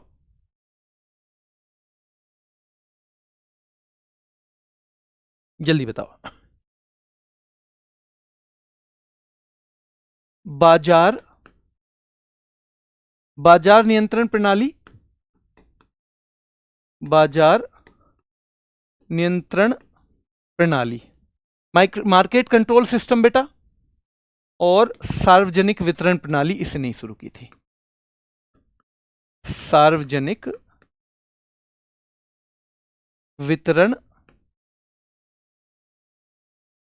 प्रणाली किसने शुरू की थी? इसी ने। ठीक है, ये दोनों की थी इसने शुरू। क्या इकता प्रथा का अंत भी किया था इसने? क्या बेटा इकता प्रथा का अंत किया था? जल्दी से कमेंट करके बताओ। और नगद वेतन देना शुरू किया। क्या नगद वेतन सेना को? तो नगद वेतन, उससे पहले वेतन नगद नहीं मिलता था, तो नगद वेतन की शुरुआत जो अपनी सेना के लिए की है वो भी किसने की है? अलाउद्दीन खिलजी ने ही की है। क्या की है? अलाउद्दीन खिलजी ने ही की है। ठीक है, इसने कुछ निर्माण भी करवाए हैं और वो निर्माण भी आपको पता होने चाहिए। तो देखो निर्माण, एक तो इसने क्या क्या करवाया है? इसने निर्माण करवाया है बेटा सीरी फोर्ट, सुना है दिल्ली में, है ना, सीरी फोर्ट। तो निर्माण करवाया है, देखो सीरी किला या सीरी फोर्ट, सीरी किला है या सीरी फोर्ट का निर्माण करवाया है। और दिल्ली में एक बहुत बड़ा तालाब है, हौज खास, हौज खास। ठीक है, विशेष लोगों के लिए तालाब है, विशेष चीजों के लिए। ठीक है, एक तो सीरी फोर्ट आपको पता होना चाहिए और एक हौज खास। और बेटा अलाई दरवाजा, जो कि कुव्वतुल इस्लाम मस्जिद का दक्षिणी डोर है, दक्षिणी अलाई दरवाजा। इन चीजों को आप अपने दिमाग में बैठा लेना। ठीक है, अलाई दरवाजा, इनको अपने दिमाग में आपको बिठाना है। ठीक है, चलिए, सबसे नवीन पर्वत श्रेणी इनमें से कौन सी है बताओ? इनमें से सबसे नवीन पर्वत श्रेणी, अब आपको पता होना चाहिए भाई कौन सी है नवीन पर्वत श्रेणी। तो देखो, क्या शिवालिक है? देखो ये जो है ना, ये पुराने पर्वत हैं, ये भी, अरावली भी, विंध्य भी, और शिवालिक हिस्सा है हिमालय का। और हिमालय भारत का सबसे नया पर्वत है, याद रखना, हिमालय, ये हिमालय पर्वत का हिस्सा है। हिमालय पर्वत भारत का सबसे नया हिस्सा है। आपको पहले एक चीज समझा दूं, देखो ये हिमालय 3 हिस्सों में बटा हुआ है। सबसे ऊपर है ग्रेट हिमालय, महान हिमालय या वृहद हिमालय, वृहद या महान हिमालय, सबसे ऊपर। ठीक है, ऊंचाई के आधार पर उत्तर की तरफ सबसे उत्तर में है ना, इसको हिमाद्री भी कह देते हैं। क्या कह देते हैं? हिमाद्री या ग्रेटर, हिमाद्री या ग्रेटर हिमालय। आपसे पूछा जाएगा कितनी श्रेणियां हैं, तो आपको बताना है बेटा कि एक तो है सबसे ऊपर, ये कौन सा जा रहा है? ये जा रहा है ग्रेट हिमालय, यानी कि वृहद हिमालय या महान हिमालय। दूसरा मध्य हिमालय या हिमाचल, हालांकि इसमें केवल हिमाचल नहीं है, मध्य हिमालय, इसमें बेटा उत्तराखंड का हिस्सा भी आ जाएगा, नेपाल का भी आ जाएगा। ठीक है, मध्य हिमालय या हिमाचल। ठीक है, तो याद रखना है, इसको अंग्रेजी में लेसर बोल देते हैं। ये ग्रेट है, ये क्या है, ग्रेट हिमालय, और इसको अंग्रेजी में बोल देते हैं बेटा लेसर। क्या बोल देते हैं, लेसर हिमालय, ठीक है, और इसको हिमाचल भी बोल देते हैं।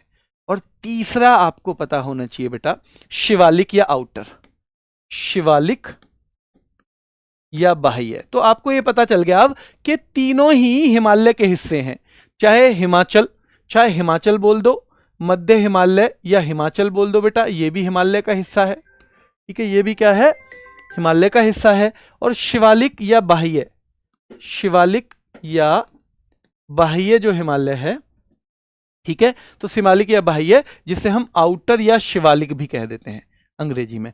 तो ये तीन है। तो अब ये तीन भारत में सबसे नए में माने जाएंगे, तीनों भारत में किस में माने जाएंगे, सबसे नए में माने जाएंगे। तो सीधे सीधे अगर आपसे पूछा जाए तो ये तीनों आपको पता होने चाहिए, ठीक है, तीनों आपको पता होने चाहिए। चलिए आगे आइए। कुमायूं हिमालय किन नदियों के बीच में है, कुमायूं। अब आपको ना नदियों का थोड़ा आइडिया होगा। तो ये चारों हिमालय हमने कल बताए थे, चारों कौन कौन से बताए थे बेटा, हमने एक बताया था आपको पंजाब हिमालय, क्या बताया था, पंजाब। अगले पेज पे ही कराऊंगा क्योंकि उसमें मैंने वो लिखा है जो आपको आसानी से समझ में आए। देखो ये है पंजाब, ये पंजाब हिमालय का हिस्सा है। तो जो पंजाब हिमालय है सीधे सीधे कहां पे है, देखो किस किस नदी के बीच में है, इसको आराम से समझोगे आप इस मैप से, रटने से अच्छा है। आप यहां देखो कि पंजाब में इधर से तो जा रही है बेटा इंडस यानी सिंधु, और इधर से जा रही है सतलुज। तो ये है सिंधु और सतलुज के बीच में, कहां, सिंधु और सतलुज। ये सीधे आता है सवाल, सिंधु और सतलुज के बीच में है जो पंजाब हिमालय पड़ता है, ठीक है, सिंधु और सतलुज के बीच में है, ठीक है जी। आगे देखें फिर दूसरा है कुमाऊं, जो हमारा सवाल भी है। तो देखो कुमाऊं इधर से तो यहां सतलुजी बाउंड्री बनाएगी, जो पंजाब की इधर वाली है वो इसकी इधर वाली हो जाएगी। तो कुमाऊं की याद रखना है, कुमाऊं हिमालय की अगर हम बात करें, कुमाऊं, तो कुमाऊं जो हिमालय है बेटा, कुमाऊं जो हिमालय है, इसमें एक तरफ सतलुज है और दूसरी तरफ कौन सी है, काली। सतलुज और काली है क्या, सतलुज और काली। और हमारे ऑप्शन में देखो सतलुज और काली, हमारे ऑप्शन में क्या है, सतलुज और काली। अच्छा है, मैंने शिवालिक पे लगा दिया ना, हाँ ठीक है, सतलुज और काली हो गई। आगे देखो यहां पे कुमाऊं में सतलुज और काली, सतलुज और काली। भैया कमाते कमाते तो काला हो ही जाए इंसान, ठीक है। चलिए आगे आओ, तीसरा नंबर जो है, जो तीसरा नंबर हमारा हिमालय का हमने बताया था कौन सा, नेपाल हिमालय। कौन सा, तीसरा नंबर नेपाल हिमालय। अब नेपाल में नेपाल हिमालय, जल्दी से मुझे बताओ एक बार कि नेपाल हिमालय की इधर वाली बाउंड्री को मैं ये जो है काली नदी कर दूं, इधर वाली को काली कर दूं मैं, बताओ नेपाल की, क्योंकि ये कुमायूं की इधर वाली बाउंड्री है, तो नेपाल वाली इधर बाउंड्री ये कर दूं या नहीं करूं, बताओ करूं या नहीं। तो नेपाल की काली और तीस्ता, तीस्ता बांग्लादेश से भी जिसका हमारा क्या चलता है बेटा, विवाद चलता है। तो काली और तीस्ता, नेपाल है काली और तीस्ता, और लास्ट में बेटा तीस्ता और ब्रह्मपुत्र, काली और तीस्ता, ठीक है, तीस्ता। और चौथे नंबर पे आपको पता होना चाहिए कि भाई जो हमारा असम हिमालय है, असम हिमालय, तो असम हिमालय ये तीस्ता और ब्रह्मपुत्र, तीस्ता और ब्रह्मपुत्र के बीच में है। इसको समझ जाओगे बेटा, अब इसको अगर आप मैप को ही देखना 2-3 बार अपने आप समझ में आ जाएगा, है ना। ये पंजाब हिमालय है, ये बाउंड्री हो गई, सतलुज इंडस के बीच में है। क्लियर है, अगर आपका ठीक है तो ये थम्स अप करो भाई एक बार, अगर आपको समझ में आ रहा है तो। निम्नलिखित में से किसे भारतीय रिजर्व बैंक द्वारा निर्धारित नहीं किया जाता। देखो आरबीआई के द्वारा किसे निर्धारित नहीं किया जाता, देखो एक तो होता है बैंक रेट, बैंक रेट यानी आरबीआई अगर लॉन्ग टर्म लोन देगा किसी को, आरबीआई अगर लॉन्ग टर्म लोन देगा, ठीक है, आरबीआई लॉन्ग टर्म यानी बड़ी दूरी के लिए लॉन्ग टर्म लोन देगा तो देता है बैंक रेट पे, ठीक है। तो वो तो भाई सीधे सीधे बात है आरबीआई ही डिसाइड करेगा, ये तो आरबीआई डिसाइड करेगा, करेगा नहीं करेगा। सीआरआर कैश रिजर्व रेशो, बैंकों को अपना कुछ पैसा कहाँ रखना पड़ता है? आरबीआई के पास, ताकि जरूरत पड़ने पे बैंकों के पास पैसे की कमी ना हो। ऐसा ना हो कि कल को वो सारा पैसा इधर उधर लुटा दें और फिर कोई अपना पैसा बैंक से निकालने आए तो ये कहें जी हम पे तो नहीं है, अगले हफ्ते आना। तो इसलिए ये सीआरआर, मतलब भाई आरबीआई के पास रिजर्व रहता है ये, तो ये भी आरबीआई ही डिसाइड करती है कि कितना रिजर्व रखना है बैंक को, और इस पे कोई ब्याज भी नहीं मिलता। इस पे क्या है बेटा? कोई ब्याज भी नहीं मिलता। ठीक है, आरबीआई के पास रिजर्व रहता है बैंक का पैसा ये। ठीक है, अब एक है एसएलआर। एसएलआर भी सीआरआर जैसा ही है, इसको हम बोलते हैं statutory liquidity ratio. Statutory liquidity ratio, जिसे हम हिंदी में बोलते हैं वैधानिक तरलता अनुपात। आरबीआई को, इसको बैंकों को अपना कुछ पैसा ना इधर उधर भी लगाना पड़ता है, गवर्नमेंट की चीज में या सोने में, ताकि जरूरत पड़ने पर बैंक वहां से पैसा तुरंत उठा ले। क्योंकि अगर कोई वैसी प्रॉपर्टी है ना बैंक की, और सरकारी प्रॉपर्टी है, वो तो जल्दी से बिक जाती है। तो इसीलिए बेटा ये भी। पर पीएलआर क्या होता है? Prime landing rate. ये पीएलआर है प्राइम लैंडिंग रेट। अब जैसे आप बहुत बेहतरीन कोई क्या हो, कोई बहुत बेहतरीन बेटा, आप कोई बहुत ही शानदार आप कस्टमर हो, तो ये अपने प्रीमियम कस्टमर को, भरोसेमंद कस्टमर को बैंक जिस ब्याज पे पैसा देता है, भरोसेमंद कस्टमर को, ठीक है, मान लो आप बहुत बेहतरीन कस्टमर हैं, तो आपको जिस बैंक जिस रेट पे पैसा दिया जाएगा ना, जिस रेट पे, तो आपको पता होना चाहिए भाई वो रेट होता है प्राइम लैंडिंग रेट। तो ये तो बैंक अपने आप ही डिसाइड करेगा ना, इसे तो आरबीआई डिसाइड नहीं कर सकता, इसे तो आरबीआई डिसाइड नहीं कर सकता। ठीक है, इसे आरबीआई डिसाइड नहीं कर सकता है। ठीक है, चलिए आगे देखिए। भारत में साख नियंत्रण की कौन सी विधि अधिक प्रभावी है? देखो बेटा, साख नियंत्रण की दो विधियां होती हैं, एक तो गुणात्मक क्वालिटेटिव और एक मात्रात्मक। बाकी सब इनके हिस्से हैं, गुणात्मक और मात्रात्मक। और जो मात्रात्मक है ना, क्वांटिटेटिव, साख नियंत्रण की, वो ज्यादा बेहतरीन है। क्या है? वो ज्यादा बेहतरीन है बेटा, साख नियंत्रण की याद रखना है। जो कौन सी है? मात्रात्मक है। ठीक है, क्लियर है? मात्रात्मक ज्यादा बेहतर है साख नियंत्रण की। तो ये जो क्रेडिट कंट्रोल की मोर इफेक्टिव जो एक प्रणाली है, वो कौन सी है? मात्रात्मक। मात्रात्मक में क्या क्या आता है? जैसे सीआरआर, जो हमारी चीजें होती है ना, जो हमारी क्या चीजें होती हैं बताओ, जो हम मॉनिटरी पॉलिसी के थ्रू, हमारा बैंक जो लागू करता है, किसके थ्रू? मॉनिटरी पॉलिसी, कि जी कैश रिजर्व रेशो इतना कर दो, यानी जिसके तहत यह डिसाइड किया जाता है कि बैंकों के पास पैसा कम छोड़ना है या ज्यादा।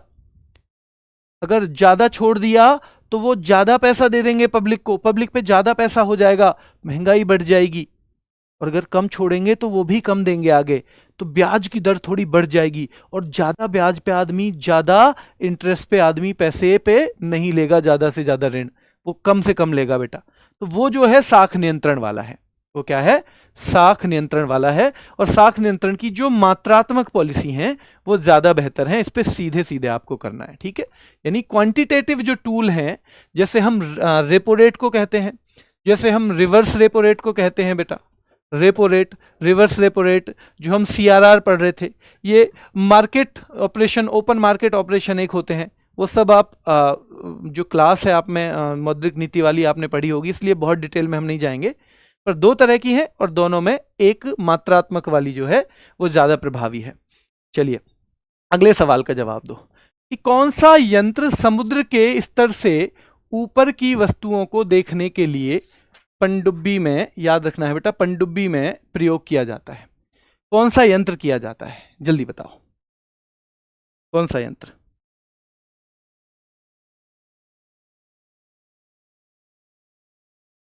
शुभम देखना हो, कौन सा यंत्र है बताओ?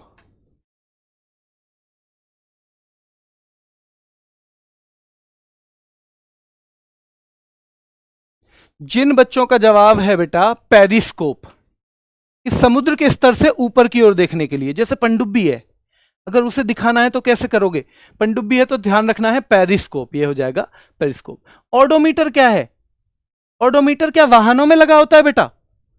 ओडोमीटर क्या वाहनों में लगा होता है, और जो वाहन दूरी चलता है क्या ये उसे माप लेता है? वाहनों को, तो वाहनों की दूरी मापता है, वाहनों की दूरी। अब मैं अगर आपसे पूछूं ये पायरोमीटर क्या है? पायरो पायरो पायरो किसके लिए बोलेंगे? जो ज्यादा तापमान है। पायरोमीटर बताओ क्या है बेटा?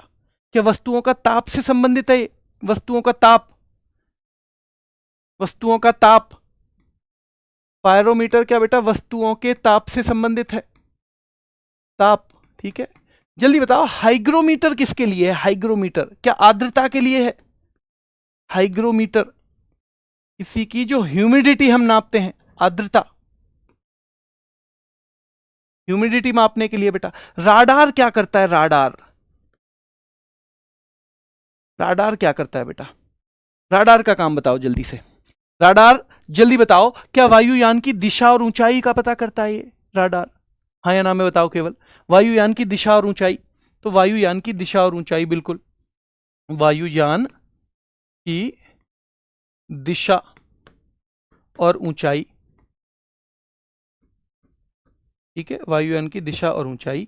अब लास्ट एक और बता दो मुझे, सोनार। सोनार क्या काम करता है बेटा?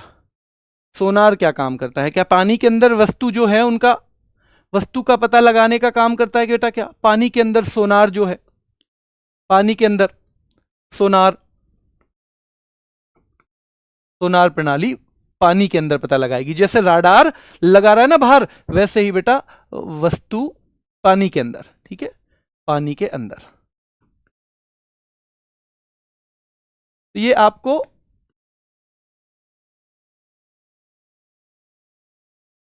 इसमें और थोड़े से हम धीरे धीरे जोड़ते रहेंगे रोजाना। ठीक है, चलिए। जैसे हाइग्रोमीटर आर्द्रता का हो गया, ओडोमीटर वाहनों की दूरी, पायरोमीटर वस्तुओं का ताप बेटा, और यंत्र समुद्र के स्तर से ऊपर की वस्तुओं को देखेगा तो वो पेरिस्कोप है। क्या है? पेरिस्कोप है। कौन सा रासायनिक परिवर्तन का उदाहरण नहीं है? तो ठीक है, आज हम कर लेंगे इसको 25-30 के बीच में ही, है ना, 30 तक हम कर लेंगे। कौन सा रासायनिक परिवर्तन? अब आपको पता है भौतिक परिवर्तन तो ऐसे हैं कि भाई वापस भी करना चाहो तो कर लोगे, पर क्या रासायनिक परिवर्तनों में चीजें वापस आ सकती हैं? तो रासायनिक परिवर्तन में नहीं आ सकती। जैसे भोजन का पाचन हो गया तो हो गया, फिर वो वापस उस भोजन में तो कन्वर्ट नहीं कर पाओगे ना बेटा। दूध से दही बन गई तो बन गई, है ना। अब दिमाग की भी दही बनती है कभी कभी, अरे क्यों दिमाग की दही बना रहा है? ठीक है, तो दिमाग की भी बनती है, पर दूध की दही बन गई तो बन गई, अब वापस तो दूध नहीं बनेगा। जल का जलवाष्प में परिवर्तन बताओ, और एक है लोहे में जंग लगना। तो इनमें से कौन सा हो गया बताओ? जल्दी से कमेंट करके बताओ। जल का जलवाष्प वाला हो गया, जल का जलवाष्प, जल्दी से कमेंट करके बताओ बेटा कौन सा है? जल का जलवाष्प। क्या उसे वापस नहीं बदला जा सकता? क्या उसे वापस नहीं बदला जा सकता है?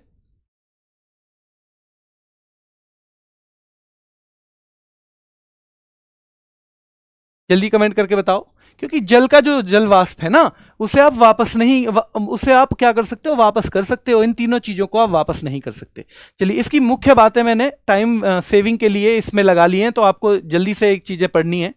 पदार्थ के रासायनिक गुण बदलते हैं रासायनिक परिवर्तन में, यानी केमिकल चेंज में क्या होता है, उसके जो रासायनिक गुण हैं वो बदल जाएंगे।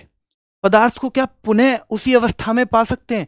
उस अवस्था में नहीं पा सकते। क्यों? नया पदार्थ बन जाता है। क्या बन जाता है? नया पदार्थ बन जाता है बेटा। और स्थायी परिवर्तन है, जब नया पदार्थ बन गया वापस आ ही नहीं सकता उसमें, तो वो स्थायी परिवर्तन है, ना कि वो टेम्परेरी वाला। ठीक है, तो ये है रासायनिक परिवर्तन। इसके कुछ उदाहरण सीधे सीधे आते हैं। कोई पूछे आपसे, लोहे में जंग लगना रासायनिक है, दूध का दही बनना, ये आते हैं कि ये कैसा परिवर्तन है? तो रासायनिक है। लकड़ी का जलना रासायनिक है। दही से मक्खन रासायनिक है। जल गई लकड़ी वापस थोड़ी आएगी। कपूर का जलना रासायनिक है।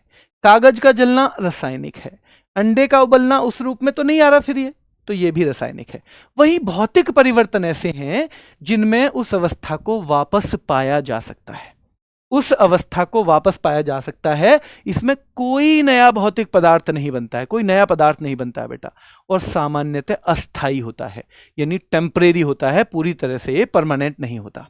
ठीक है, जैसे जल का जलवाष्प में परिवर्तन वापस भी आ जाएगा। बर्फ पिघल गई है भैया, वापस फ्रिज में रख दो, फिर से सही हो जाएगी। कांच का टूटना भैया कांच टूट भी गया ना, चाहे 100 टुकड़े भी हो गए ना आईने के, तो भी है तो आईना ही, है तो उन्हीं चीज से बना हुआ, वो बात अलग है। टुकड़े हो गए हैं भैया, टुकड़े तो हो रहे हैं।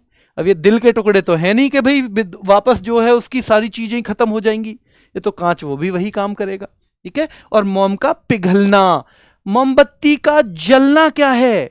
मोमबत्ती का जलना रासायनिक परिवर्तन है, पर मोम आपने केवल पिघलाया है, उसको वापस आप उसी अवस्था में ले आओगे, तो इसलिए ये भौतिक है। इन दोनों में अंतर बहुत महत्वपूर्ण है बेटा। चलिए, निम्नलिखित में से किसको कोशिकीय घटक को, किस कोशिकीय घटक को कोशिका के प्रोटीन के कारखाने के रूप में जाना जाता है? हमने कल कोशिका के बारे में पढ़ा था, साइटोप्लाज्म के बारे में पढ़ा था, प्रोटोप्लाज्म के बारे में पढ़ा था। प्रोटोप्लाज्म हमने बताया था कि कोशिका और साइटोप्लाज्म को मिलके प्रोटोप्लाज्म बनता है। और बेटा हम फिर आज कोशिका के बारे में पूछ रहे हैं कि प्रोटीन के कारखाने के तौर पे, यानी टूट फूट को सही करेगा शरीर की को, तो ये क्या है? राइबोसोम। बहुत बढ़िया, बहुत शानदार बेटा, ये है राइबोसोम। क्या है? ये है राइबोसोम, बहुत शानदार, ठीक है। चलिए मैंने यहां निशान लगा दिया, क्या नहीं लगाया अभी? हाँ, तो ये जल का जलवाष्प में परिवर्तन, ठीक है, जल का जलवाष्प में परिवर्तन। तो ये हमें पता है भाई, ये हो गया राइबोसोम। ये है हमारी कोशिका, इसमें बहुत सारे अलग अलग, तो हम इसमें जो मुख्य सवाल बनते हैं वो आपको बता देते हैं। देखिए, राइबोसोम है क्या? कोशिका के अंदर मौजूद सूक्ष्म सी संरचनाएं, बहुत छोटी छोटी संरचनाएं जो प्रोटीन संश्लेषण का काम करती हैं। सवाल कैसे बनेगा? कोशिका के अंदर प्रोटीन संश्लेषण का काम कौन करता है? तो बेटा वो राइबोसोम करता है, ठीक है। दूसरा सवाल बनेगा, कोशिका में प्रोटीन का निर्माण कौन करता है? तो वो भी राइबोसोम करेगा। और आरएनए और प्रोटीन से ये मिलके बना होता है राइबोसोम। तीनों सवाल अलग अलग तरीके से पूछे जाते हैं, ठीक है, अलग अलग तरीके से। प्रोटीन कितने अमीनो अम्लों से बना है, ये सवाल आएगा, तो आपको बताना है जी 20 अमीनो एसिड से बना है। अब सीधे सवाल, जैसे हम उसमें पढ़ रहे थे ना यूएन में, देखो कोशिका का ट्रैफिक पुलिस किसको कहा जाता है? तो गोल्जी तंत्र को। सीधे आएगा सवाल, कुछ भी नहीं पूछेगा अलग से।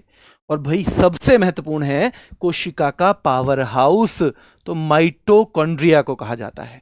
कोशिका का ट्रैफिक पुलिस गोल्जी तंत्र को, ठीक है। 20 अमीनो एसिड से मिलकर बना है प्रोटीन। कितने से मिलकर बना है? 20 से बना है, ठीक है। चलिए, कोशिका की आत्महत्या की थैली लाइसोसोम, लाइसोसोम सीधे सीधे आएगा। पावर हाउस माइटोकॉन्ड्रिया, ठीक है। आरएनए की फुल फॉर्म आती है कभी कभी राइबो न्यूक्लिक एसिड, और कभी कभी डीएनए की आती है तो डीऑक्सी राइबो न्यूक्लिक एसिड। ये दोनों की फुल फॉर्म भी आपको पता होनी चाहिए। एक सवाल यहां से बनता है कि जो डीएनए की दोहरी कुंडली जो है उसकी संरचना की खोज किसने की थी? तो बेटा जेम्स वाटसन और फ्रांसिस क्रीक ने। कभी कभी केवल वाटसन और क्रीक लिखाएगा, वाटसन और क्रीक। ये जल्दी एक बार रिपीट कर लो, जब पीडीएफ में है तो इसका यही वायदा है कि भाई प्रोटीन कितने अमीनो एसिड से? 20 से। कोशिका का ट्रैफिक पुलिस गोल्जी तंत्र, ठीक है। माइटोकॉन्ड्रिया को कोशिका का powerhouse, the powerhouse of the cell, ठीक है। आत्महत्या की थैली सेल की, तो वो है lysosome. RNA ribo nucleic acid, DNA deoxy ribo nucleic acid. DNA की दोहरी कुंडली की संरचना की खोज की है वाटसन और क्रीक ने, वाटसन और क्रीक ने। हाँ बेटा, मैसेज गया है दिल्ली पुलिस कांस्टेबल के लिए बैच के रिवाइज करूं या सिलेक्शन शॉट? बेटा सिलेक्शन शॉट लो, सिलेक्शन शॉट लो दिल्ली पुलिस के लिए, वो बेस्ट है, ठीक है, अभी वो बेस्ट है। 2024 के पैरालंपिक में भारत ने कुल कितने पदक जीते हैं? जल्दी बताओ। 2024 के पैरालंपिक में भारत ने कुल कितने पदक जीते हैं? आपको बताना है, क्या 29 जीते हैं या 15 जीते हैं, 25 जीते हैं, कितने जीते हैं बेटा, कितने जीते हैं? मैं आपको बता दूं, 7 गोल्ड हैं, 9 सिल्वर हैं, 13 ब्रॉन्ज हैं। अब आप बता दो कितने हैं? 13 ब्रॉन्ज हैं, ठीक है। तो 2024 पैरालंपिक में भारत ने पदक जीते हैं बेटा ये 29। स्थान बताओ कौन सा है? क्या 18वां स्थान है? क्या 18वां स्थान है बेटा? 18वां स्थान है, हाँ जी। ये भी पेरिस में ही हुआ था, इतना तो याद रखना है आपको, ये भी पेरिस में ही हुआ था। कहां हुआ था? ये भी पेरिस में ही हुआ था बेटा। और ये सबसे पहले क्या 1960 में हुआ? सबसे पहले बेटा? क्या 1960 में हुआ था सबसे पहले? पहला 1960 में क्या रोम में हुआ था? क्या रोम में हुआ था बेटा? क्या भारत का पहला पदक किसने दिलवाया? भारत का पहला? क्या मुरलीकांत पेटकर ने दिलवाया? मुरलीकांत पेटकर का खेल बता दो बस मुझे। मुरलीकांत पेटकर, उनपे तो एक मूवी भी बन चुकी है, आपको पता होगा। उनका खेल बताना है आपको, है ना? कौन सा खेल है? जो बच्चे बता रहे हैं शूटिंग, वो बहुत बढ़िया नहीं है भाई। तैराकी तैराकी तैराकी, बहुत शानदार। तैराकी तैराकी तैराकी, बिल्कुल ठीक है बेटा। 1900 कब, कौन सा साल है वो? 72 है क्या?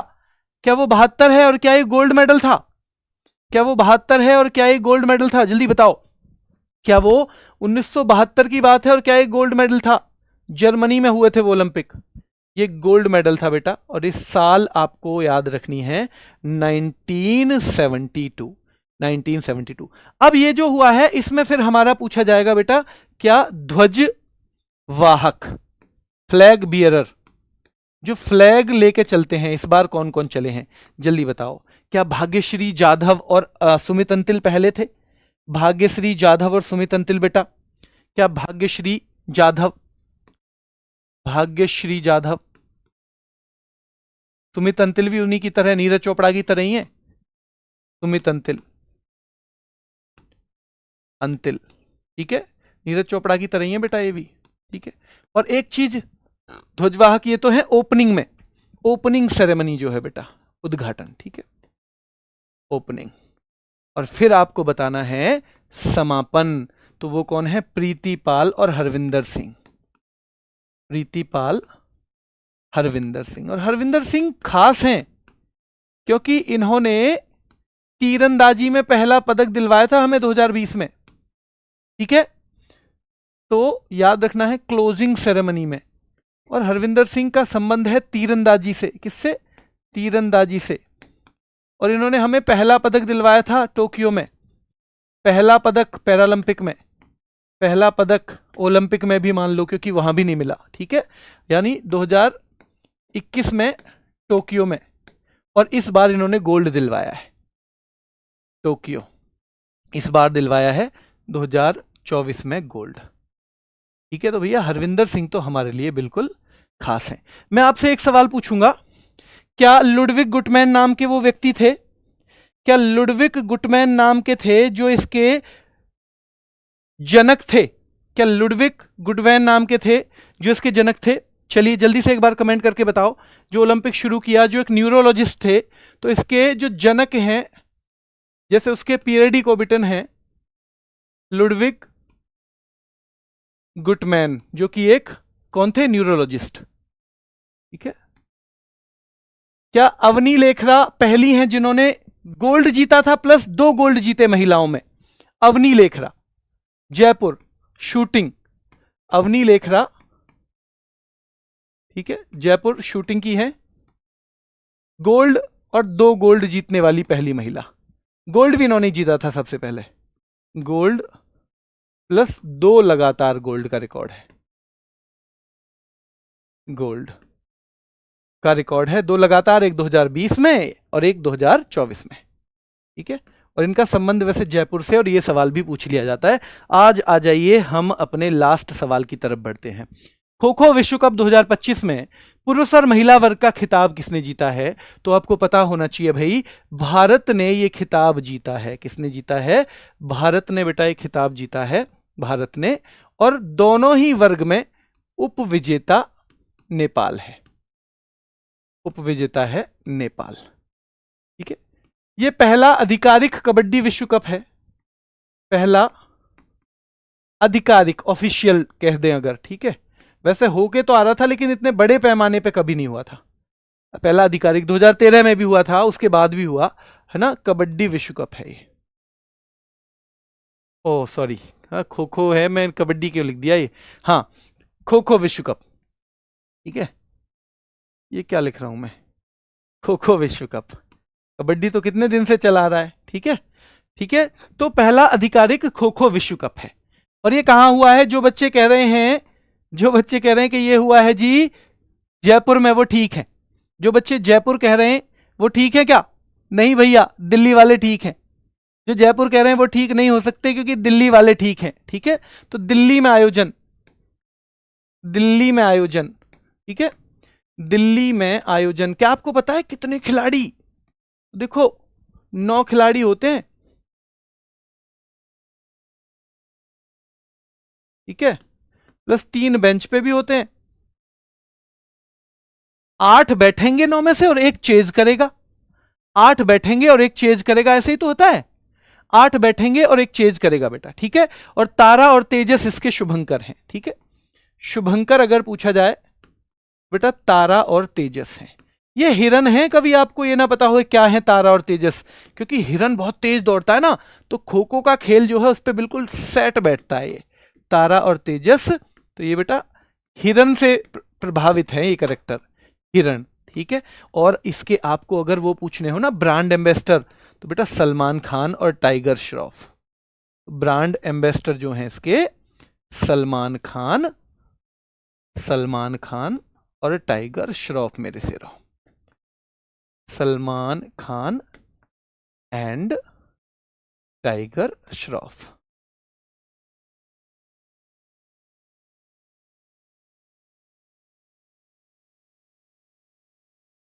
इसकी आप बताओ माप, खेल के मैदान की माप बताओ जल्दी से। खेल के मैदान की माप जल्दी से बताओ बेटा आप। क्या 27 गुणा 16 है? जो खेल का मैदान है, अब ये इतना छोटा तो होगा नहीं क्योंकि लोग बैठते भी हैं, 8 लोग बैठेंगे ऐसे लाइन में, 1 2 3 4, तो 27 गुणा 16 मीटर। 27 गुणा 16 मीटर। हम पुरुषों की बात कर रहे हैं, क्या कर रहे हैं? पुरुषों की, ठीक है। और हमें याद रखना है कि भाई एक खो खो कबड्डी लीग शुरू हुई थी, उसका भी सवाल बन जाता है। और वो कब से शुरू हुई थी? अल्टीमेट खो खो कबड्डी लीग उसका पूरा नाम था। तो वो शुरू हुई थी बेटा 2022 से। कब हुई थी? ये लास्ट सवाल है। तो ultimate kho kho league 2022, ultimate kho kho league कब शुरू हुई थी बताओ? 2022, ठीक है। वैसे 1936 के बर्लिन ओलंपिक में इसको ना खेल को शामिल किया गया था, ऐसे ही बस दिखाने के लिए, केवल दिखाने के लिए, ठीक है। आज के सवाल पे हम चलेंगे, उससे पहले 2 मिनट आपसे बात कर लूं। आपके पास बेटा बहुत कम समय है। मेरी कोशिश है कि आपके जितने भी सब्जेक्ट आप पढ़ रहे हो उसमें सारा का सारा जो महत्वपूर्ण चीज़ है उनका बेहतरीन रिवीजन करवाऊं। पर क्योंकि आपके समय का भी अलग महत्व है और कई बार ना इतना सारा डेटा एक साथ दिमाग में जाता नहीं है, बच्चे कई बार ये सोच लेते हैं, हालांकि हमारे दिमाग की बहुत बड़ी क्षमताएं हैं, हम कुछ भी कर सकते हैं। तो इसीलिए मैंने एक स्पेशल सेशन रखा है, वो प्रैक्टिस सेट बूस्टर नाम का रहेगा, सैटरडे या संडे। इस बार हम उसे सैटरडे करेंगे और इसी टाइम पे करेंगे 4 बजे ही। उसमें क्या होगा, उसमें हम जल्दी जल्दी करेंगे क्योंकि ये सारी चीजें मैं उसमें लिख के लेके आऊंगा। अभी हमें हाथ से लिखना पड़ रहा है ना, लिख के, पर सारी नहीं, जो चीजें हमने करा दी हैं और बहुत मुश्किल नहीं है उनको हम उनमें से हटाते चले जाएंगे। जो मुश्किल चीजें हमने पूरे वीक में की हैं उनका रिवीजन, और जो कुछ उससे संबंधित चीजें रह गई हैं, क्योंकि समय बहुत लगता है, डेटा तो 20 टॉपिक में तो टाइम लगता है ना, क्योंकि हम 20 वो नहीं कर रहे, हम 20 टॉपिक कर रहे हैं, उसमें टाइम लगता है। तो कुछ चीज अगर रह गई है तो उसको शामिल करेंगे और महत्वपूर्ण चीजों का रिवीजन करेंगे। तो आप उस सब के लिए मिलेंगे हमसे शनिवार को भी, और आपको उसके बाद बहुत कॉन्फिडेंस आएगा, मैं भरोसा दिलाता हूं। उससे करने के बाद आप कहेंगे कि सर इससे तो हमें ऐसा लगा कि जो भी पढ़ा था सारा का सारा रिवीजन हो गया। पर क्या इससे आपकी जिम्मेदारी खत्म हो जाती है? आप जो पढ़ाई करोगे, रिवीजन करोगे, क्या वो जिम्मेदारी खत्म? वो खत्म नहीं होगी बेटा। क्यों नहीं होगी? क्योंकि आप सारे लोग पढ़ रहे हो, इसको लाखों लोग देख लेंगे वीडियो को, यानी इससे जो मिल रहा है सबको बराबर मिल रहा है। अब इसमें अपनी मेहनत जो जितनी जोड़ देगा वो हो जाएगा सफल, ठीक है। और परेशान नहीं होना है चीजों से। मैं हमेशा से 2 लाइन कहता हूं कि जब भी लगे ना ये मुश्किल हो रही हैं चीजें, तब 2 लाइनें आपको कहनी है। दुख से ना घबराना पंछी, दुख से ना घबराना पंछी, ये जग दुख का मेला है। बहुत सारी समस्याएं हमारे सामने होंगी, बहुत सारी चीजें हैं जो हम फेस कर रहे होंगे लाइफ में, पर वो ठीक भी कब होंगी? जब हम मेहनत करेंगे। तो 2 लाइनें हमेशा होती हैं कि दुख से ना घबराना पंछी, ये जग दुख का मेला है, और यूं तो भीड़ बहुत जंगल में, उड़ना तुझे अकेला है। तो अपनी ताकत के बल पे ही हम कुछ कर सकते हैं, दूसरा कोई हमारे लिए कुछ करने वाला नहीं है। आज का सवाल हम लेते हैं बच्चों कि आज का जो गृह कार्य है, खो खो महिला वर्ग कोट की माप क्या है। खो खो महिला वर्ग, हमने अभी तक पुरुष का देखा था। पुरुष का देखो हमने कितना देखा है, आप फिर से याद करो, 27 गुणा 16 मीटर। अब आपको खो खो का क्या बताना है बेटा, महिला वर्ग के कोट की माप बतानी है। और अभी के लिए हम इतना ही रखेंगे। आपको एक सिंगल कमेंट बस ये और करना है कि क्या आपको इस क्लास से लग रहा है कि कुछ भी बेनिफिट हो रहा है, और अगर आपका कोई सजेशन है जो लागू करने लायक है तो वो भी आप दे सकते हो। अभी के लिए इतना ही, धन्यवाद।